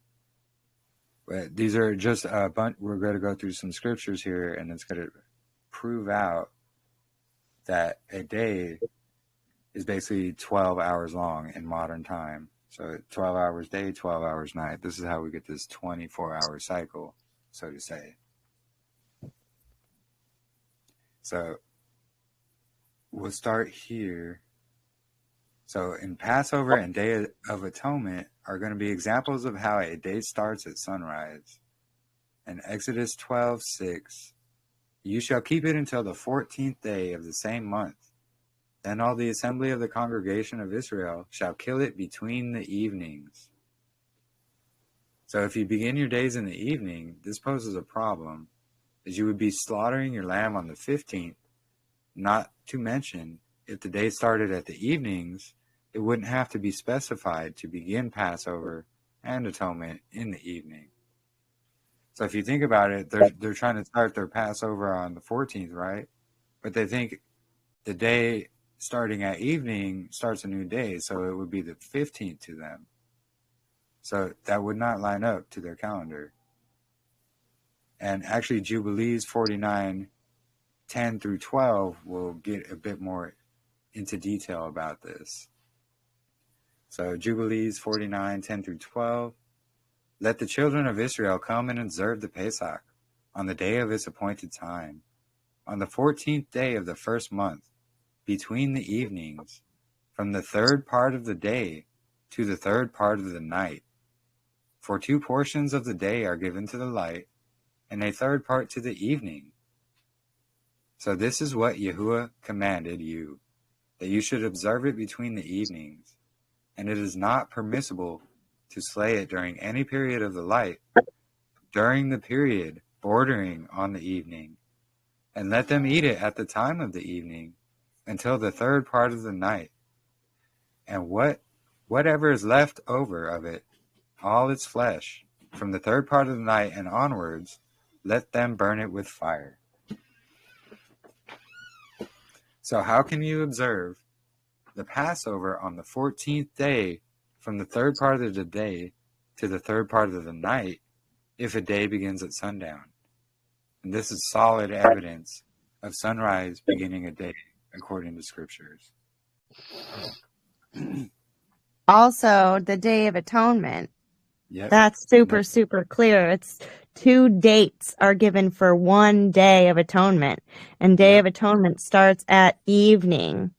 Exactly. And it goes from the 9th to the 10th, showing that a day starts in the morning, because that can't work with an evening start. I don't know how people don't get this. 2 dates for an evening to an evening. That's showing. Boom. Day. New day. That's right here on screen. So like the Day of Atonement, Yom Kippur. Excuse me. Leviticus 23:27. And on the 10th day of the 7th month is Yom HaKippurim. It shall be a Kodesh gathering for you, and you shall afflict your beings, and shall bring an offering made by fire to YAHUAH. Leviticus 23:32. It is a Sabbath of rest for you, and you shall afflict your beings. So on the 9th day of the month at evening, from evening to evening, you shall observe your Sabbath. So in verse 27, it tells us that the Sabbath is on the 10th day. However, the interlinear shows it stated as from the evening of the 9th day of the month until the following evening. Now, if the day began at evening and runs from evening to evening, then that 9th day would run into the next day, and the 10th day would begin at evening the following day, which wouldn't line up with scriptures to observe it on the 10th day. The problem is, Day of Atonement is only one day, the 10th. So if we look at it here, the Bible is extremely accurate, and every comma, period, and everything else there is there for a reason. And on the 10th day means it will occur for the entire duration throughout the 10th day. Evening of the 9th day means it will occur during the 9th day in the evening, not the entire duration. Therefore, it's obvious that the 9th day at evening starts the Sabbath, which runs into the 10th day, beginning the next morning, and ends on the evening of the same 10th day. And this is going to be proof of the 12-hour day, as Messiah states. And that is a unique 24-hour fasting Sabbath from evening to evening. So the purpose of this was for us to afflict ourselves, and it's obvious a 12-hour fast cannot afflict the people who were used to a 12-hour fast, and it had to be doubled to afflict ourselves. So this is going along with, day starting at sunrise, ending at sunset. The night is what's going to separate the days, and it's going to keep an unclean day set apart from a Kodesh day, like the Sabbath. Which we're going to see with the calendar, which is the day at a time. It's going to keep the first day and the 364th day separate. Exactly. It's not going to touch them like everyone wants to be like 1, 2, 3, 4, 5, 6, 7, 1, 2, 3, 4, 5. Well, there has to be that separation because that's how he works. And I think that's why. Sorry. I'm sorry. I have a question. When you say the day starts at sunrise and ends at sunset, are you talking about like just the day portion of the 24-hour? Yes, correct. Okay, because I think I'm confusing myself going, oh, so wait, the day's over and we're starting a new day at sunset? That's not what you're saying. No. Okay. No, not at all. Okay. No. Okay. Yeah, clear. Thank you. So a full cycle of 24 hours is the Yom, the light, night. Mm-hmm. So the day, which is literally, here, I'll go into it right here. Where is that? I thought I had it. It shows that, you could do your Sabbath day and at night, the Sabbath is over. But It's still one day. It's just we honor the Sabbath during the daytime, during the light. Gotcha. Okay. Yes, exactly. So Sorry. No, I was just gonna say, so for example, the 10th day, and then there's a 10th night, or the 9th day, and then there's a 9th night. So it's still, that night cycle is still going to be part of that, like, 9th day. But the 10th day isn't going to start until sunrise. So, yes. Yeah. So what Messiah says is true, is where he says, I think it's up here, I have it. He says, are there not 12 hours in the day? Yeah. John 11:9. It says, are there not 12 hours in the day? Right. Totally. A lot of people try to take our modern concept of what an hour is into ancient timekeeping, and that doesn't work. So what they had was sundials to go off of back then. So they had a sundial, which is going to have 12-hour markers on it, basically.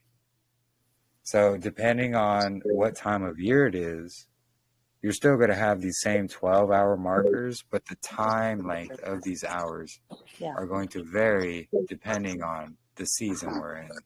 So they didn't have a consecutive 60-minute hour, like. Exactly. So it could vary from like 60 minutes to 90, just depending on your time of year. The time of year you're in, when the day's longer. Yeah. Oh my gosh. Oh wow.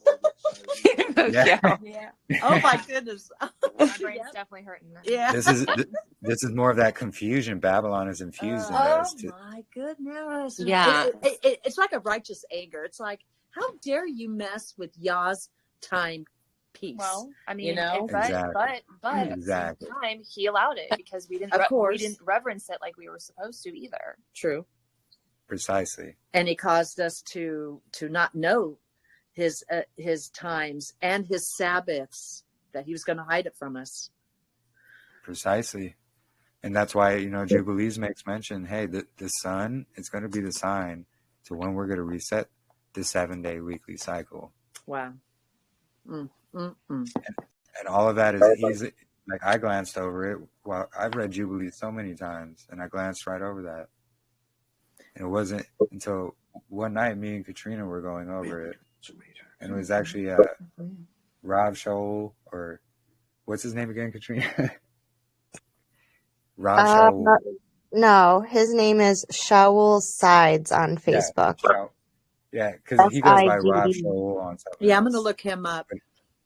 Yeah, so look up, search his post on the Equal Lux, but also there's 2 posts. And all I did one day was type in, I think, Equal Lux and Equal Knox in the Facebook, and that loaded up him. And I was just like, this is key. I cannot even believe how I just, the Ruach just guides you to do something. You have no idea why you're doing it. And then it pulls up someone else. And I'm like, he got it. Ah. Boom. And Yeah. so when you search Shaul sides, type in equilux and equinox. Okay. And then it will take you directly to his post. I think I shared it somewhere, but I think he does have something wrong. I don't think he sees something. What is it that he doesn't see? He's not on the same calendar, but he does see the equilux and the equinox as important signs. Yeah. He's on a different style of calendar, though. I don't Is think he it takes is it still a Zadok calendar, or slightly different than the Zadok? Yeah, I don't know. I don't think he takes into consideration the sons of Zadok. I think he's going with the narrative that, they're bunk and they're false. Oh, too bad. That's not true. No, he starts day 1 as the equilux. March 17th is always their day 1 after the equilux. That's what it is. Yeah, he puts the monthly days and the weekly days like all at the same time. So he's starting day 1 creation week, but he's also starting day 1 of the first month on that same day. Right. So he's not putting into account the equinox. Yeah, there it is. And that keeps his Passover always on a Sabbath. And I can't wrap my mind around it no matter what studies I do. I can't. So that's breaking Zadok. Praise the priest who preserved this, because they pretty much say your feast will never fall on a weekly Shabbat.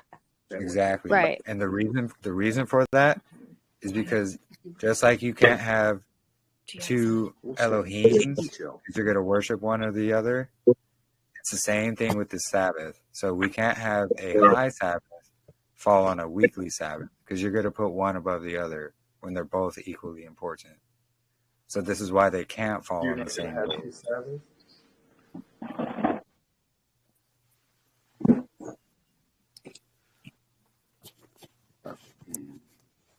Because if a high Sabbath fell on the same day as a weekly Sabbath, well, people are going to tend to put that high Sabbath above the weekly Sabbath day. Well, the thing is, they're both equally important. They're both Kodesh, set apart, and they both should be observed according to YAHUAH. And so the sons of Zadok all recorded this, and they show, like, hey, these are going to fall on different days because of that reason, basically.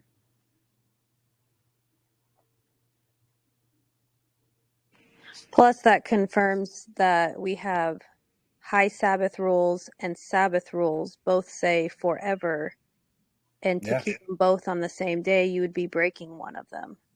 Yeah, exactly.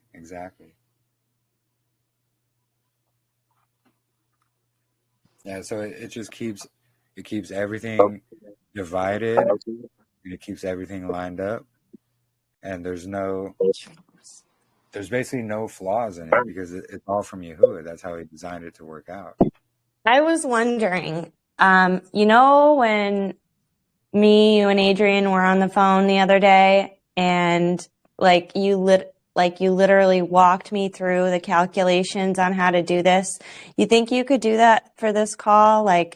Just be take whatever year, maybe just not a leap year first, do a regular year, walk us through, and kind of have us do the calculations. Do you know what I mean? Yeah, So just walk. Yeah, give me just a second. I need to use the restroom really fast. Yeah, perfect. We'll give you a break. I think I need a sensory movement break. Yeah. I do. Seriously. I'm just so thrilled to see you all here today, because it's been tough. It is such a battle to try to figure it out, to try to explain it because it's so hard to explain, and then to bring it out and you get hit, and it's tough. Mm-hmm. It is. You know what, Katrina, I have a question. Jeremy's in the bathroom. I'm in like the other testing group in Messenger, and he has like the calendar in there for each month 1, 2, 3, all the way to 12. But I thought it was 30, like when you're looking at month 1 and it's 30 days.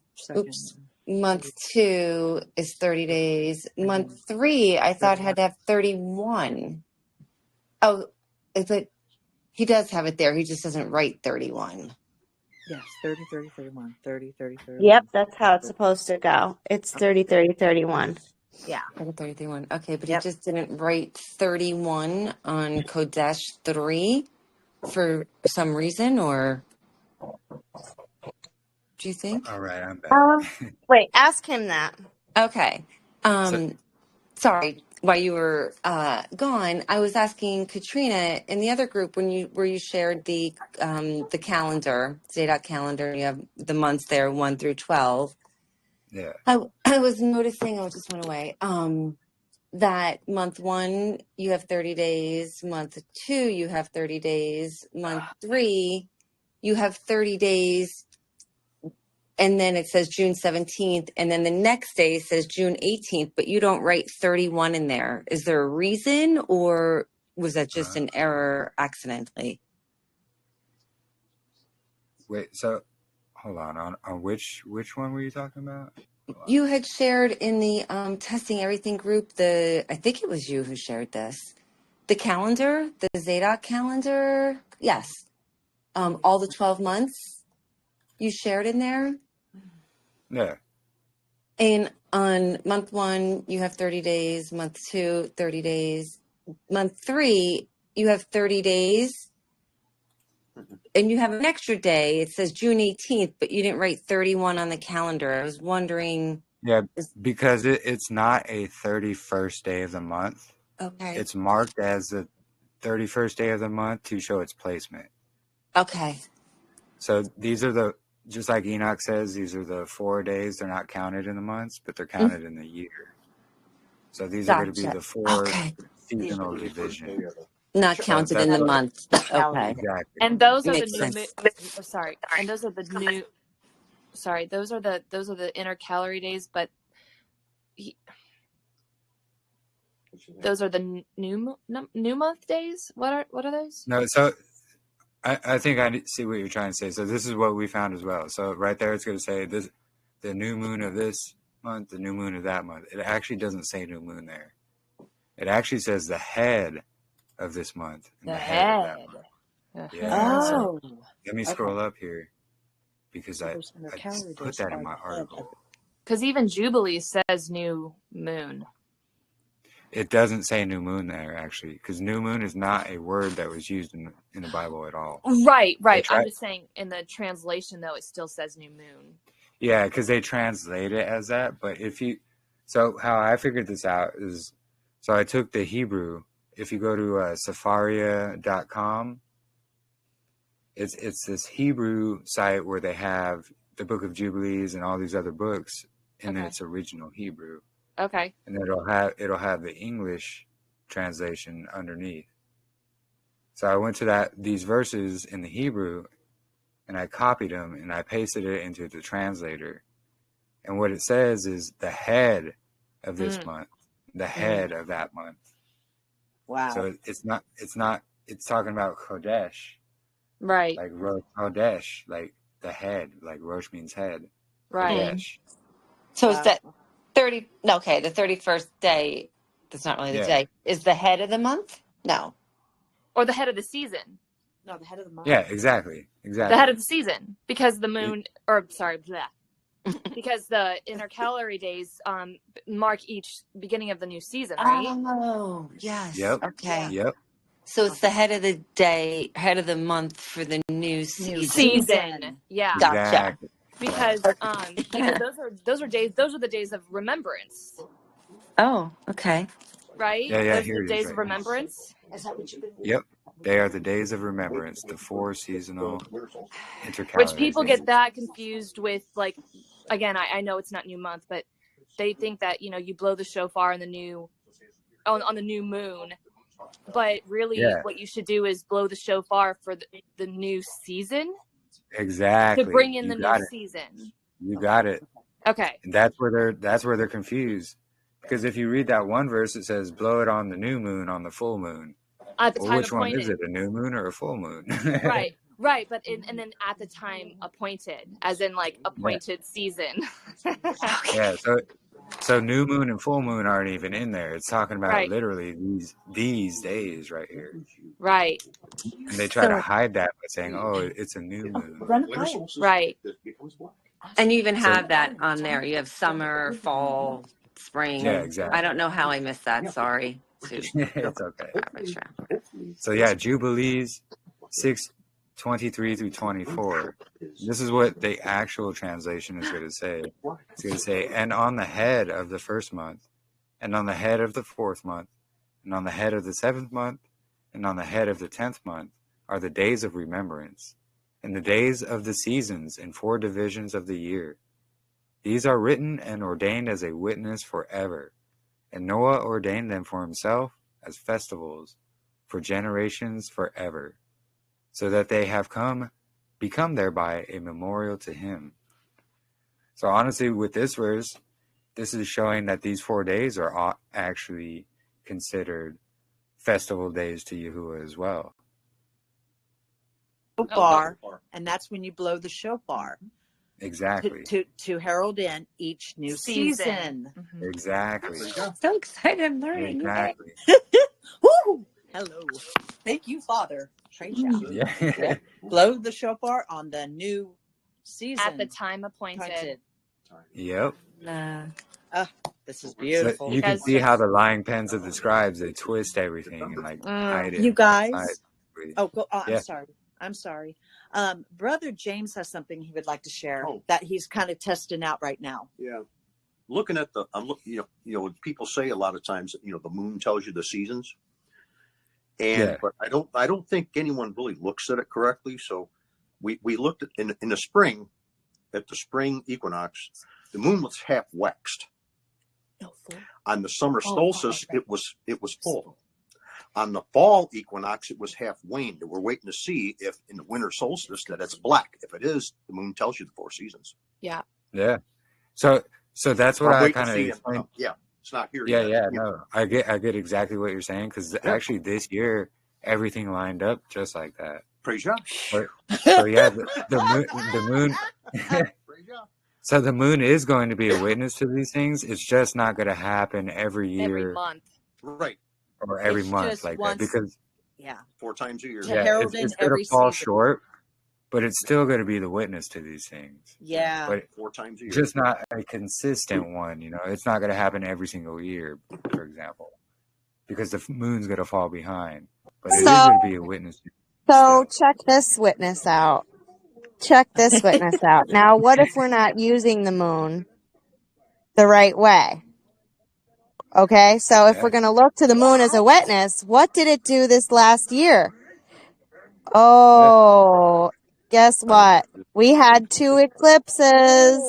And guess when those eclipses were? In the feast of Sukkot and in the feast of Passover. The 2 week-long feasts at the head and the end of the year. Isn't that interesting? And how about this? There was one more great moon sign. And it was on the Feast of Trumpets. We had a harvest moon. Yeah, it was huge. Yep. Yeah, it was beautiful. Harvest, guys. He's harvesting us. Praise Yah. Hallelujah. Praise Yah. Like, so, everyone wants to be like, cite this, cite that. But look at the moon signs we were given for our feast days. Yeah. We got it right. Yep. This year lined up perfectly. This year lined up right on. Yeah. The Gregorian Saturday lines up with Yah's true calendar, which actually every 6 years it will do. Yeah. Yep. And that's another discovery I made just before this presentation, actually. is, everybody wants to say Messiah had this 3-year ministry. But if you actually look deep into it, it was a 1-year ministry that's recorded in all 4 of the Gospels. It was only 1 year. What? It wasn't So 3.5? No, this is So this is part of the deception. So they want you to make it seem like it's this 3.5 or 3 year, however long ministry. Because he was quote unquote 33 when he died. Yeah. Not only that is this 1 1 year ministry. That's when the Gregorian Saturday lined up with Yah's true calendar for that year. Gosh. That is why Messiah and the Pharisees are observing the same Sabbath days. Yeah, because we've been discussing. And then, oh my. Yeah. And then when I went and researched how long Paul's ministry was after Messiah died, there was this article. I'll have to send the screenshots. I don't have it right now, but they were saying it was an estimate, but they said anywhere from 6 to 8 years after Messiah died. Well, if you think about it, it would have to be 6 years because every 6 years the Sabbaths would line up again. Oh my Which is goodness. why Paul is then observing the same Sabbath day as the Pharisees.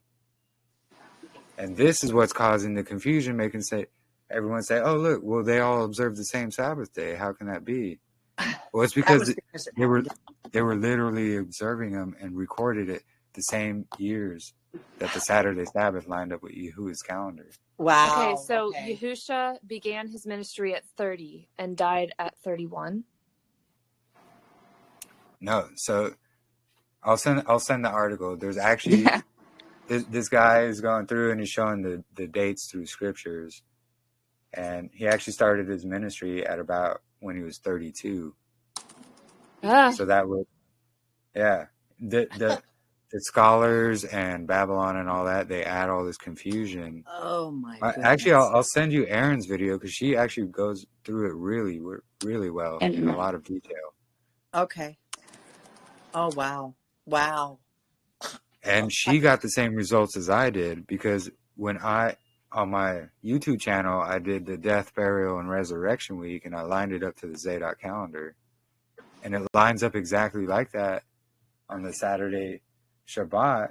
It's because that just happened to be the year that they were still lining up, just like this year. Crazy. Wow. Crazy.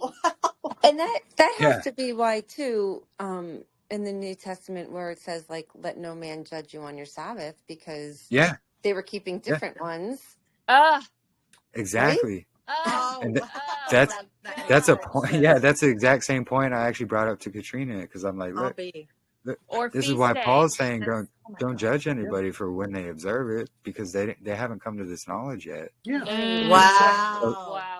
So like us, we had to learn by doing it on a Saturday Sabbath, but now we're learning because of after going into detail and all the things like that, you research scripture, then you find out, hey, it's not every Gregorian Sabbath. There's actually a reset day in between each year, which is going to reset the days to the next Gregorian day. Man, 2,000 years later, and was still truly. Oh, Yahuwah never changes. No, he doesn't. Man does. Oh, Man's constantly messing things up. Or if it's actually been 2,000 years. Right. Yeah, we don't even know that. I mean, heck, anything's possible. Nobody even knows the true, real year. Well, we're kind of coming to the understanding that the millennial reign might have already happened. So, but that's another conversation. It's another bubble. One thing at a time. Sure. But we're considering it. We're actually getting a lot of confirmations along the way. Wow. And we're gonna bring that puppy out next, but it's pretty wild. It's wild. It's pretty wild. There's a lot. Okay, just so I know we're getting off subject, but since you mentioned it, if it's leaning toward that, how long ago was it? That's a whole other question as well, because I think they're lying to us about the years. So like they're saying, oh, it was 2,000 years since the Messiah.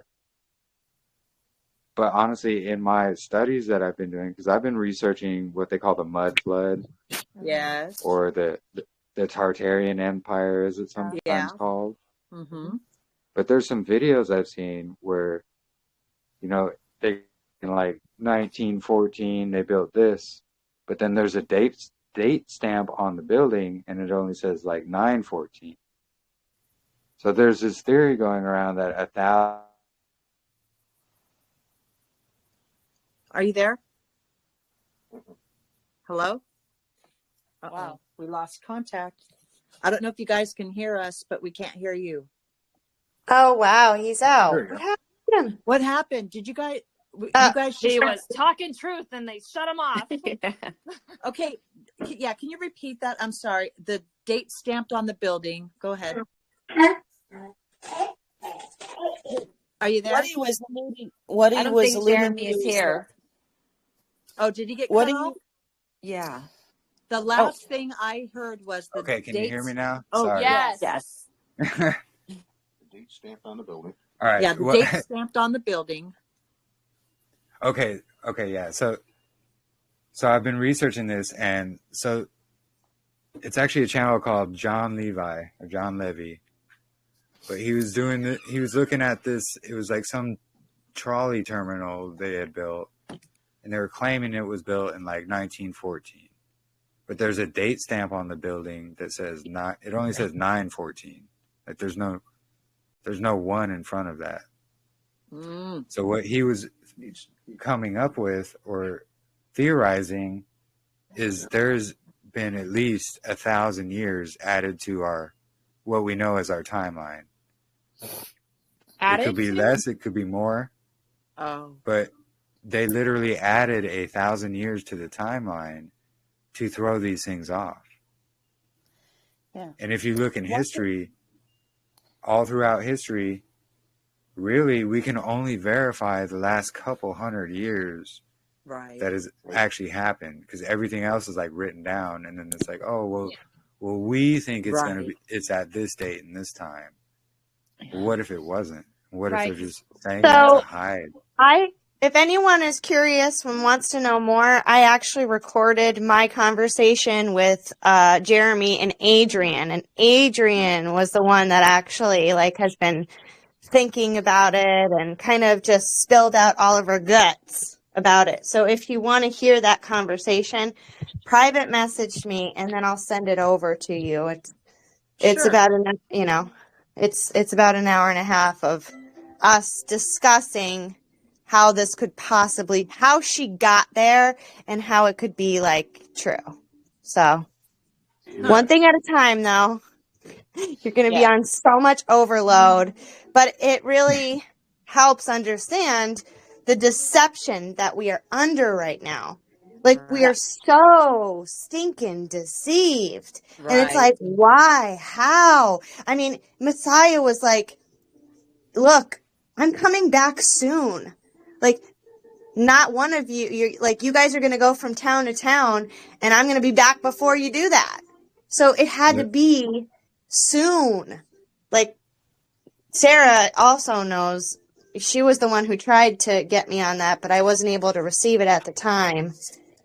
But she, Cabbage Patch Kids and it kind of reminds me of some of the things that the guy at my lunch break, along with this other guy that did Lost History of the Flat Earth, and talks about the mud flood and the cabbage. It goes into all this stuff. And the reset of the 1800s. And the reset, that was toward the end of the last reset, which was in the 1800s. That was the end, toward the end of the last reset. Yep. Interesting stuff. I know that video because he's also the one that describes a lot about, we can only really verify the last 120 years of history. There's anything so much before of our that is history just hearsay, Yeah. There's just, so much of our history that's. We don't know. We truly don't know what year we're in right now. We literally do not. Yeah, exactly. I'm sorry. I'm just thinking. So now that we have the Book of Jubilees, is there any way to trace back to figure out what Jubilee we're in now? Does that make Actually, sense? yeah, because we figured this out, that would make doing that a lot easier to figure out.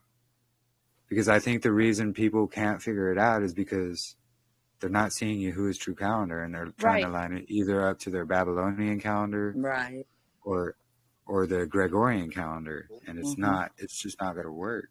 No. But now that we have this figured out, we can take it to that next step, and we can dive deeper into all these different subjects. And yeah, it's going to have to be one at a time. Oh, sure. Wow.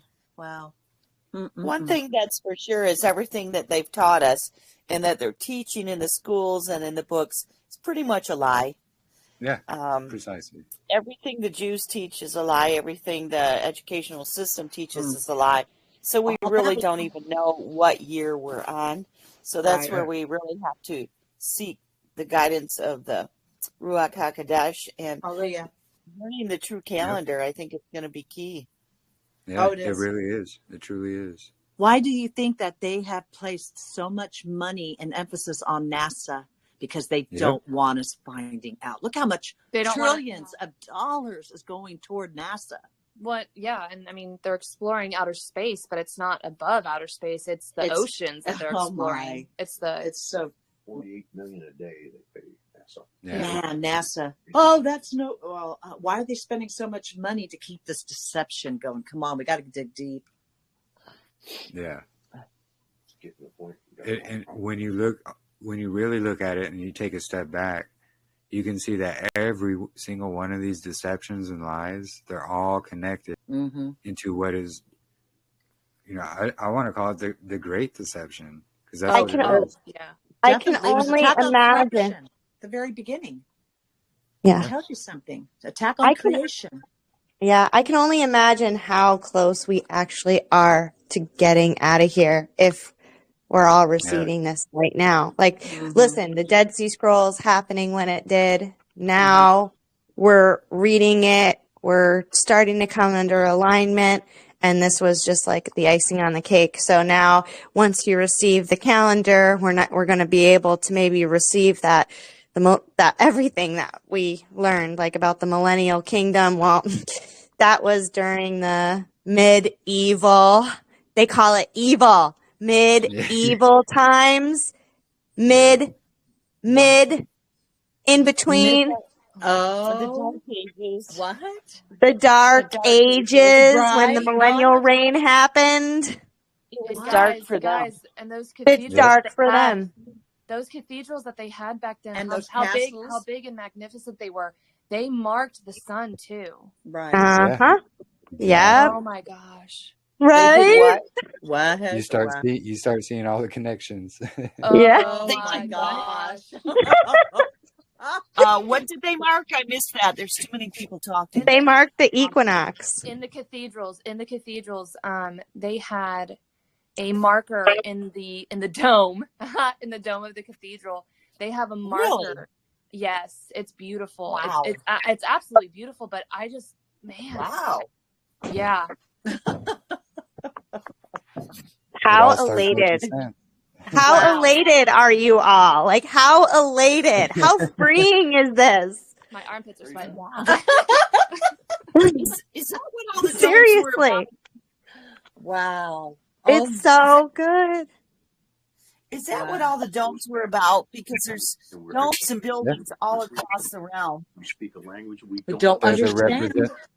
They're the representation of the firmament, because we live under a dome, and that dome is the firmament.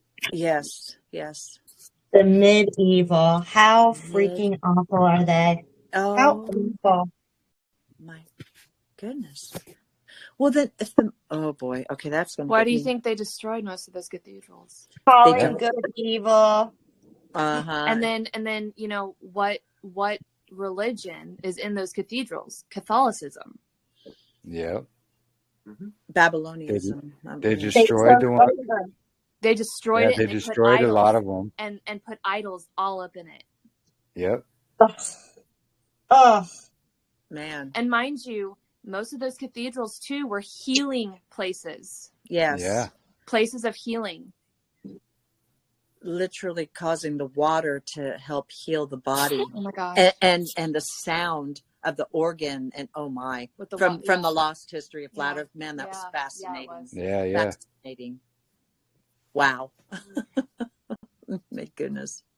And it just makes everything all start to make sense and start coming together, you know? Wow. I'm just sitting here blown So away, though. are we in the potentially little season? Yeah. Yeah, potentially, yes.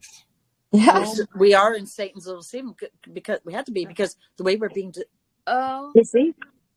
Could you imagine? They were all right. All these people that came out and said we're in Satan's little season, and we were just like, well, what happened with the stars falling? They're still up in the sky. Well, Jeremy, when did that happen? Because that happened. In 1800s. Yeah, if you actually Yes. you Yeah. look up, It happened in the go, 1800s. yep, look up the day the stars fell. Yeah. Yeah, it was in. When was it? It was right around the mid 1800s, wasn't it? Yep, when Right. Abraham Lincoln was president. Yeah. Okay. The reason why people Oh don't my know gosh. So why the so much conclusion that Adrian is kind of coming to, which was even more mind-boggling. I wish she was here. Is she here or no? Which is even more mind-boggling is that we're going actually back in time. Yes. So when the millennial reign happened, then we're going to go, I think we're going back to the garden. So I think we're at the point, or Adrian noted that we're at the point of the Nephilim with all the genetic, we're in the time before Noah's flood. So we are so close to the garden. Yep. And instead of a flood of water, it's going to be a flood of fire. Yeah. Right. Well, like it says, like in the days of Noah, so will be the coming of the Son of Man. And so we're here. We're here because we're in the time of the days of Noah. We're here. Yep. And the whole thing The is, Nephilim are coming too. They're saying that aliens are going to come out. Yep. No. And the thing is, there have been sightings of these giants that people have actually gotten caught on their phone video. Yeah. Oh yeah. Oh yeah. They're coming They're all back underground. out. The abysses are opening up. Which is why, and I think they come out actually in the state parks. Yeah, that's why more people are missing there. Oh my. That's where we see Bigfoot and all these so-called cryptids that they give them names of. It's really Nephilim. Yep. Yeah. And the thing is, so the history is going to repeat itself. This is why scriptures, it says nothing new under the sun. Right. So literally the same events are playing out exactly as they did then. So connect this with the reason why they want CERN and the reason why they found Nimrod's body. So when they found Nimrod's body, they were able to get the book to open the CERN. And so Nimrod's body is, I would bet, getting injected in these people with the vaccines, because it wasn't too long after something like that. But that was the kicker. And now Nimrod's body is somehow underneath the Denver airport. Yeah. That's a whole other can of worms there. So does that mean that the 7-year tribulation period happened? So maybe there wasn't it would repeat, even but it's going to repeat. So the same events that would happen, say, pre-millennial reign, they're going to happen post-millennial reign as well, just in reverse. So it's literally the same events before and after. And this is the whole deception. Yeah. Because it's the same events. Would there be a flood again or no? A flood of fire. A flood of fire. Okay. So because fire, if you guys think so, the flood kind of renewed everything, but it also destroyed everything. But with fire, if you light fire to farmland, it actually gives a lot of nourishment. It helps things grow back quicker. And so fire is also nourishing in itself and cleansing also.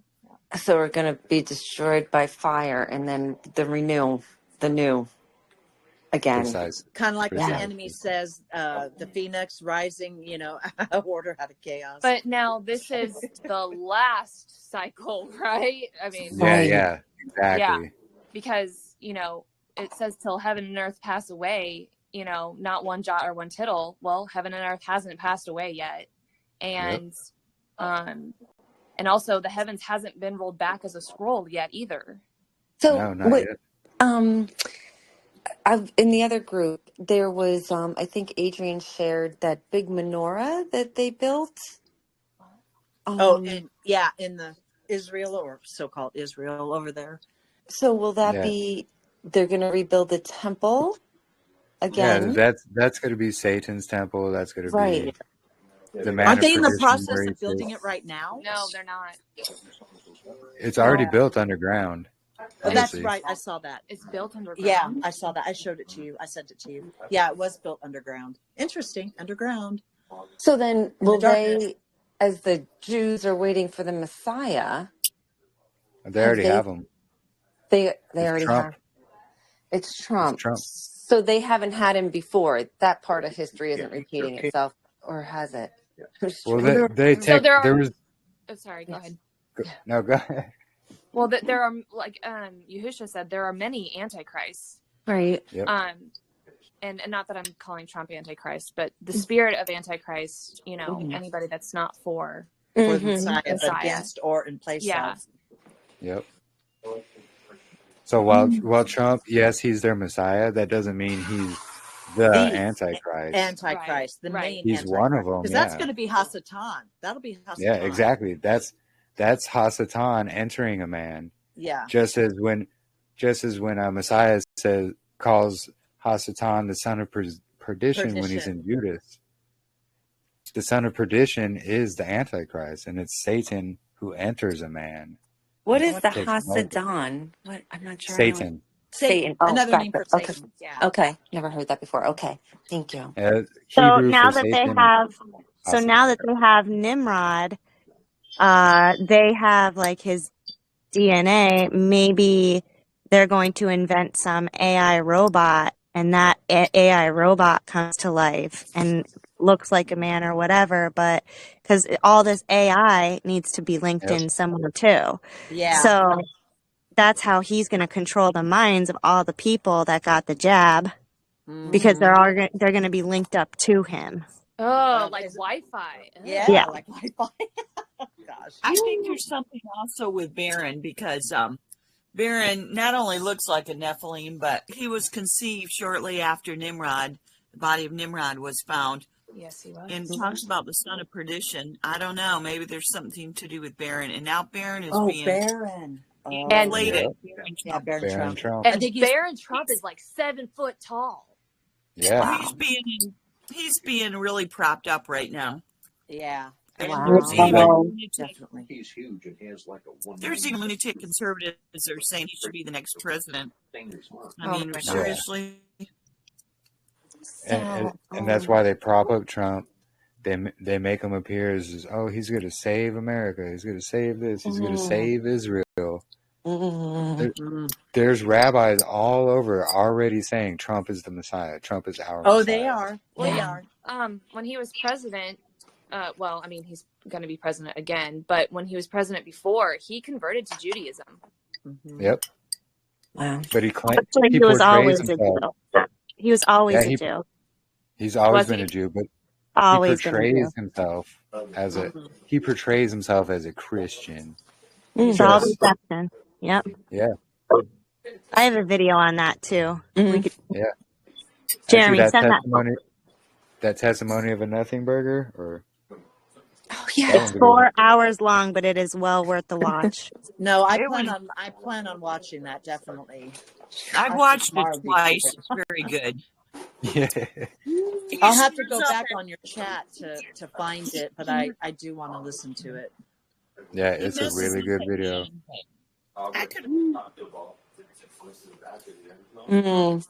Wow. Praise Yah. Man. Everything that's been hidden will come out.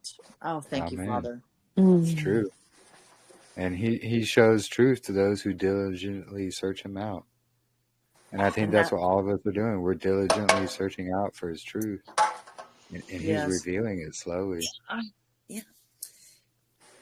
Yes. You know, when Ezra was rewriting the Torah, the angel told Ezra that some of the books were only meant to be for the last days and for the wise. It's Right. the wise, those who would search out truth, and that much revelation was to be kept for them. I agree, yeah. For those that have eyes to see and ears to hear. Praise Yah. Many are called, but few are chosen. That's it. So many layers. So many layers. Oh, So many. I was like, yeah, could you just give me a break? Like after this calendar, I was like, I'm going to take a break out after this calendar discussion. Like after we find the calendar, I'm just going to take a break. And he's like, nope. Yeah. And here comes the fire hose. That's just when it starts. Yeah. I'm so excited for what's He's gonna show waking us his next. people. Time is short. He's waking his people. Yeah. Every day is new revelation, and Yep. it's so exciting. It is. Truly. And you'll It is probably every see day. like me online, and I don't mean to be rude, but I kind of feel like there's an urgency with this. Yes. And so, like, I don't mean to be rude to some people, but it's like, you guys have to understand this now. Like I'm trying to help you. And I'm getting blocked. Yeah. Oh, phew. Man. Yeah. It's hard to grasp, people. You try to help them, and you try to tell them that, But they don't see it as help. No, They've they've been basically pre-programmed or indoctrinated to where they can't see past the doctrination. It's hard for Yeah. someone to say, I'm trying to help you. And they're like, no, you're not trying to help. You're trying to sow discord. Well, Yahusha did say, I bring a sword. I bring a sword. Truth divides. Oh yeah. Yep. He is dividing the wheat from the chaff. It's dividing in Torah. And a big time in Torah. Even So true. Can I just say, look at the timing? Because like I said, thinking about everything that I'll possibly have to change up. I was and I was kind of crying, and I was like, man, this is I feel the truth in this, but I have no idea how to proceed, but I for Sabbath to possibly be on Sunday, this up and coming year, he's I feel like the timing of it is like it's still so like perfect though, because it's still at a time where it's, I don't like to say convenient, because I know that but it is because it's still on a weekend, you know what I'm saying? So like it's all his timing, like we still have time to like figure it all out, to wrap our heads around it, and then to incorporate it, and then when it is a little tougher, hopefully have everything lined up to where it'll be easy, smooth once it hits the weekday. Yeah. Well, yeah. the Gregorian weekday. The Gregorian weekday, yes. Yeah, So is the exactly. Sabbath, is the true Sabbath on Saturday this year? Is it the same day every year, and then every year it changes? Is that what I'm to understand? Yeah. So the true Sabbath day is the same day every year, according to YAHUAH. It's not going to be on the same Gregorian weekday every year. So this year it lines up with Saturday. So today today's everyone's Sabbath basically, except for the moonbarkers. But literally today is everybody's Sabbath day, because the Gregorian Saturday is lining up to YAHUAH's or seventh Yeah. day this year. Yeah. Exactly. And this happens every 6 years, actually. It's going to line up again Every 6 with the years. Gregorian. Okay. I'm so glad it's Saturday this year, because so many people that woke up to the Sabbath begin observing the Sabbath just this year. Yeah. And so sad that they learned that they were keeping the wrong day after they woke up. Oh, Yeah. I know. Yeah. And especially when you're witnessing to family and those when you just got into it, like my daughter, searching it out for herself. And then, sharing with other family members, hey, this is the day, not Sunday. And then don't worry, he's gonna Yeah. he's Yeah. gonna Now I'm like, just kidding. No. So this calendar is actually going to divide Babylon even further by actually getting them out of the Babylon professions. So when you think about it, nurses, school teachers, bankers, everyone that works 9 to 5 pretty much, he's going to have to take those. Yep. He's going to have to take those people out of their jobs, and they're not going to like that either, because teachers cannot call off a day during the week, but that's the Babylon system It that is. we're supposed to be coming out of.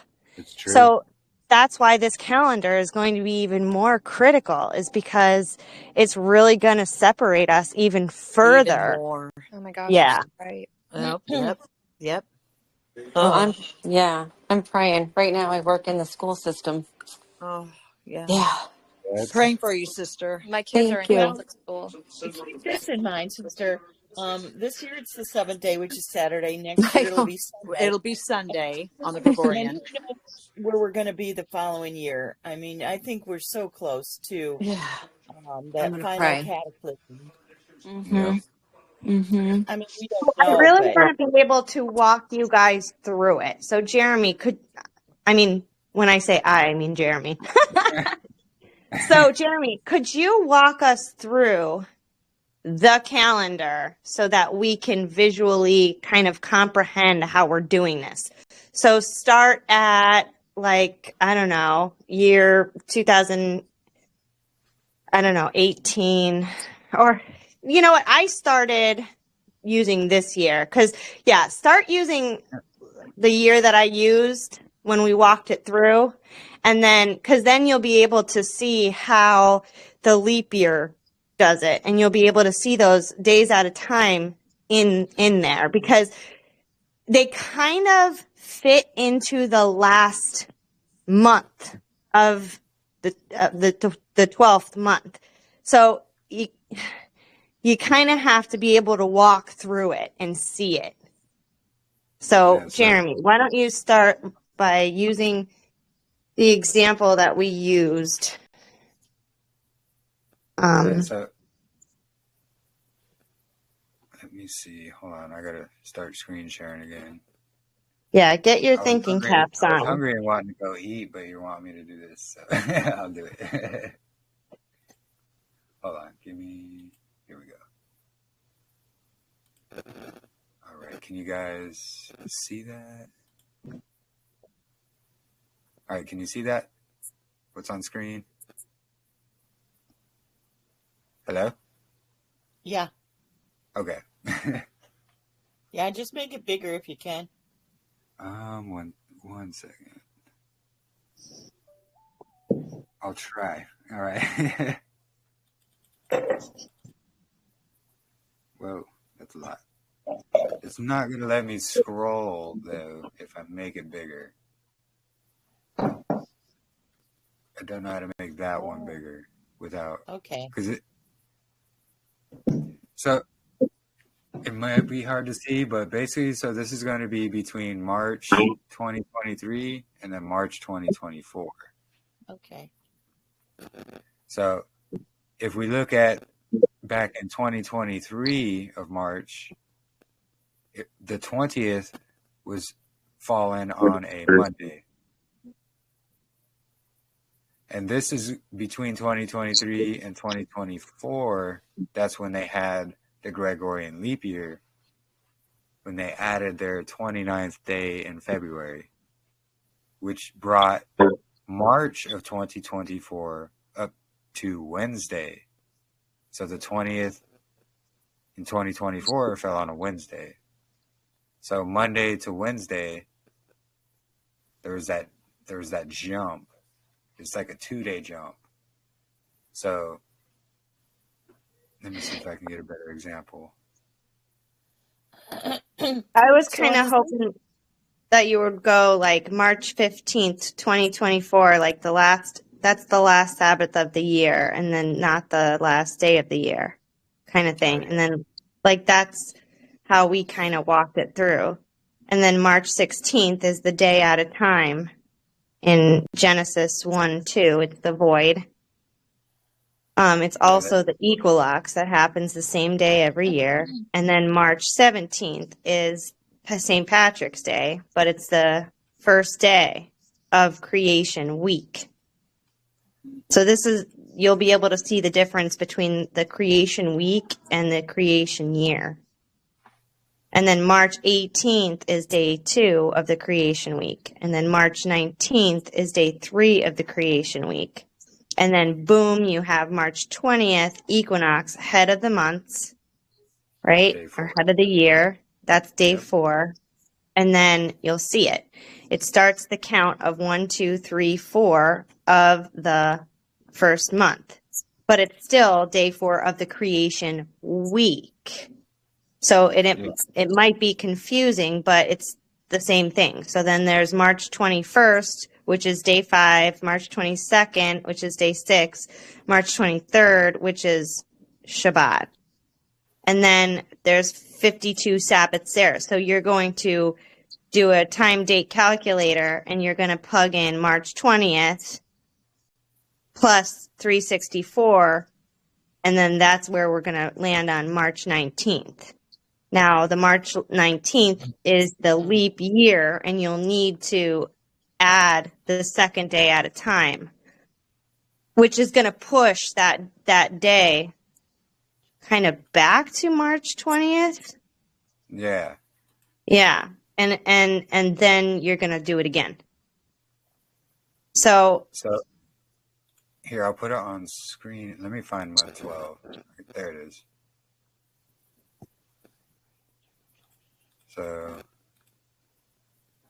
So if you see, so this is going to be the last month of the year, month 12.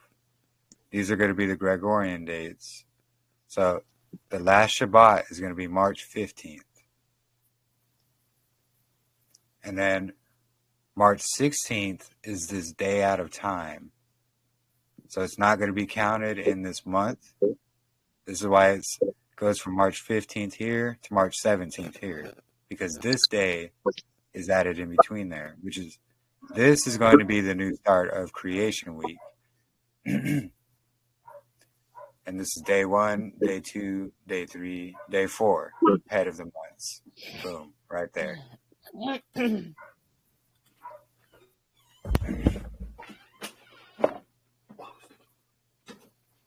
And then we fulfill all the obligations for when the Zadok priest said, okay, on this day, because we're told to number our days, right? We're not told to cite moons for month. We're numbering our days.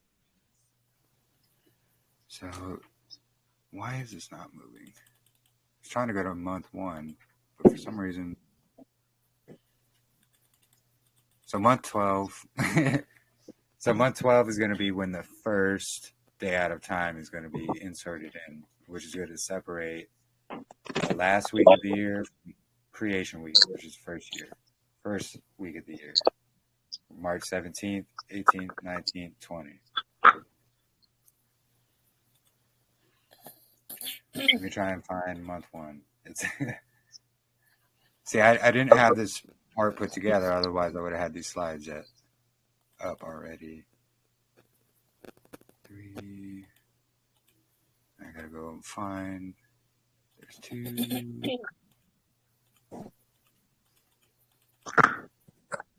There it is. Month 1. All right. So then month 1, you see, so 17th, 18th, 19th, 20th. Boom, right here. Equinox, head of months. This is going to start mark day 4 when sun, moon, and stars were created, and continue the monthly cycle of the year.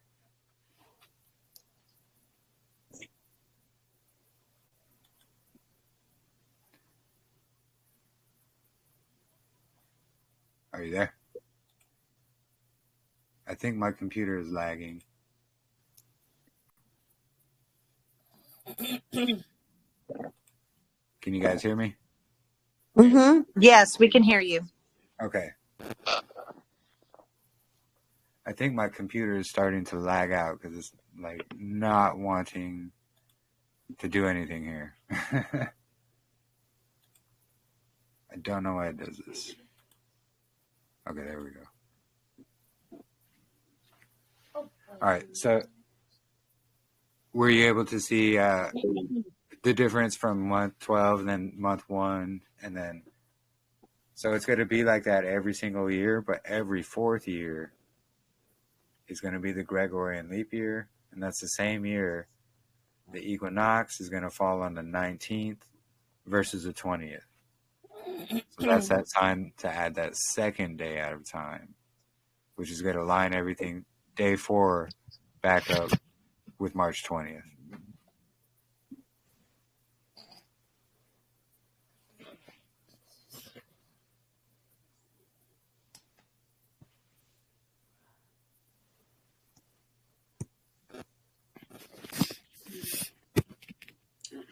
Infinitely. Try closing some of these tabs.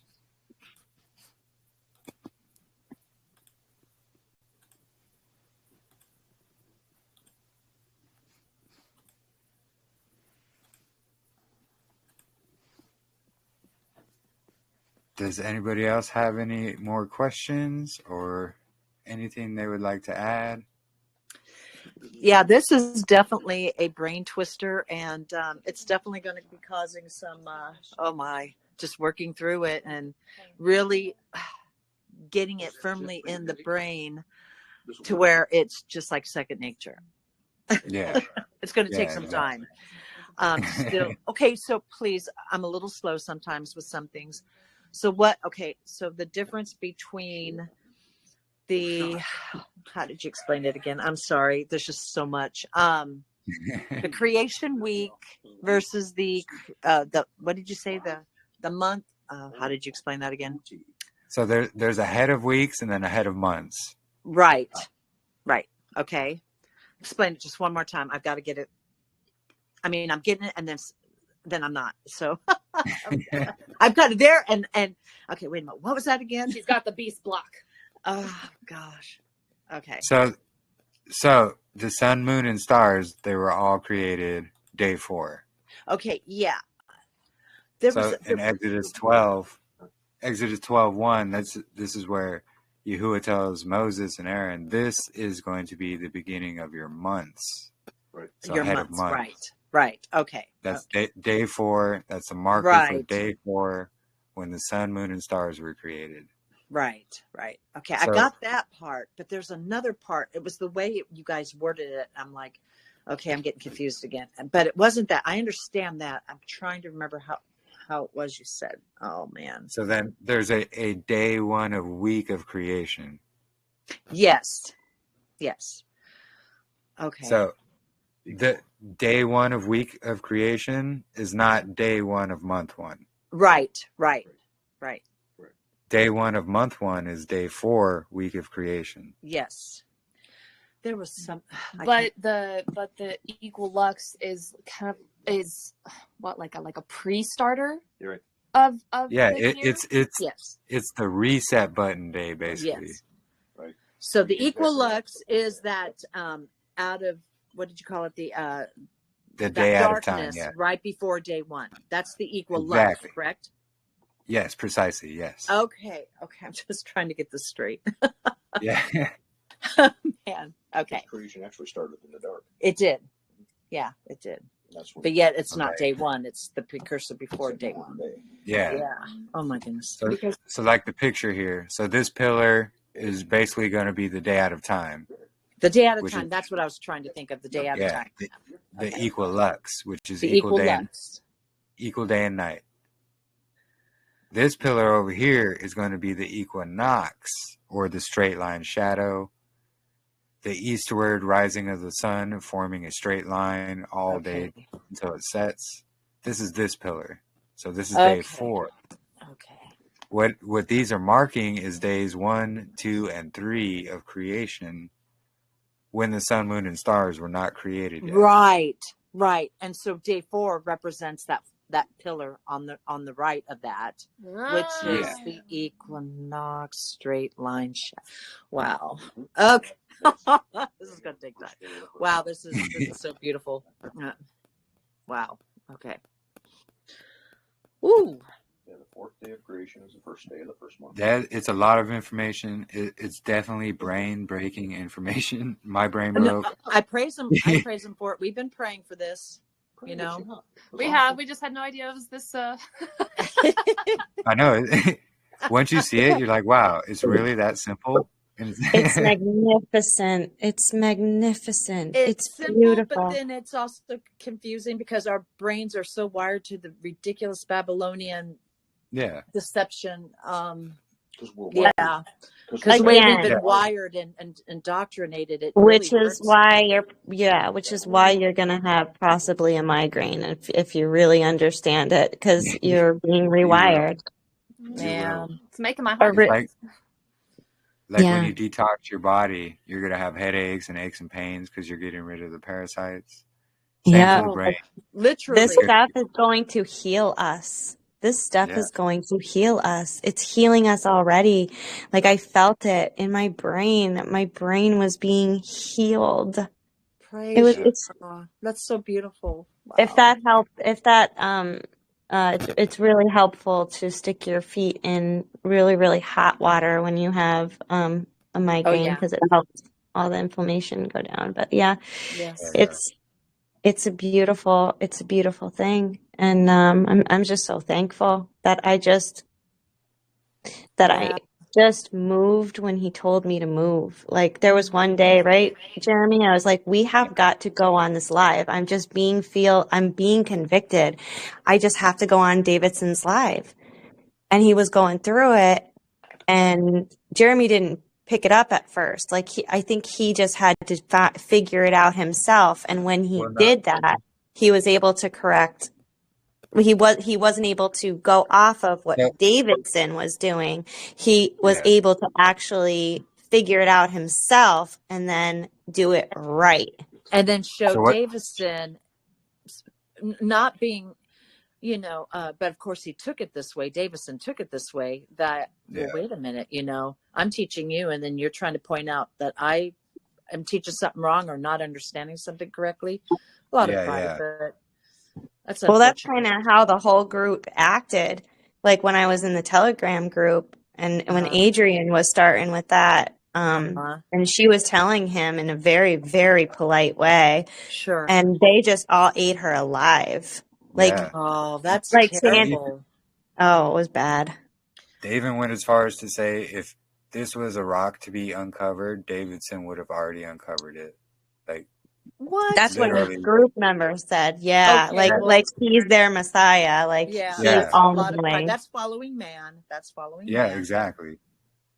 It was like the way that these people communicate, just like with Erin too. I mean, I love her for what she has found, but like she does when I have that condescending tone sometimes. Yeah. Oh, it's terrible. And like when I first started to look into it, it was her attitude that like I want to test all things. So I tried to test all things, and I kept asking her, well, if the Messiah, like, how did the Messiah celebrate the Shabbat? Where it says in the scriptures the same time. So it must be the same time. And the way that she was answering me was like, she was just, how dare you even question me or ask questions like that? It's like, why don't you guys just answer the question? All I wanted was proof, and it turned me off. And she was using Second Enoch, and she was using, Jasher, and she was using the globe model, and I was just like, well, this is not going to be it. This is not going to be it, because this is. I'm telling you, if you're going by the heliocentric model, you are not going to get these things right. There's going to be error somewhere. Now, I do want to say that Erin does presents everything in a much better way than Davidson does or Nick. You just have to eat the meat. We got to get past the ballers. Eat the meat, spit out the bones, glean, and then throw away the shaft. Because she does. She has a lot. and I'm still actually working through all of her videos. And like Sure. today, like when it came to the creation, and she's talking about the moon, and now like about how Messiah, was on, different Shabbats. I was just like, oh my, why didn't I listen to her before? But I couldn't because of her pride. Her Right. pride literally was the stopping point. Yeah. And that's how we become stumbling blocks. That's why we have to be so careful in how we present Yah's truths. We have to be so humble. Yeah. And we do. It's true. It's There so cannot be any self involved at all. It's so true. And that's exactly what we were saying. We can't go and be presenting this like how they're presenting it. Like, oh, this is mine. That's I why found this. This is the reason why there needs to be a lot of prayer and fasting to make sure that Yah reveals in our heart. I want to make sure that I have no pride in my heart right now before I present your message. There's got to be prayer and fasting. There has to be before you present something like this. Absolutely. Well, and we should be praying for our enemies, right? So hallelujah.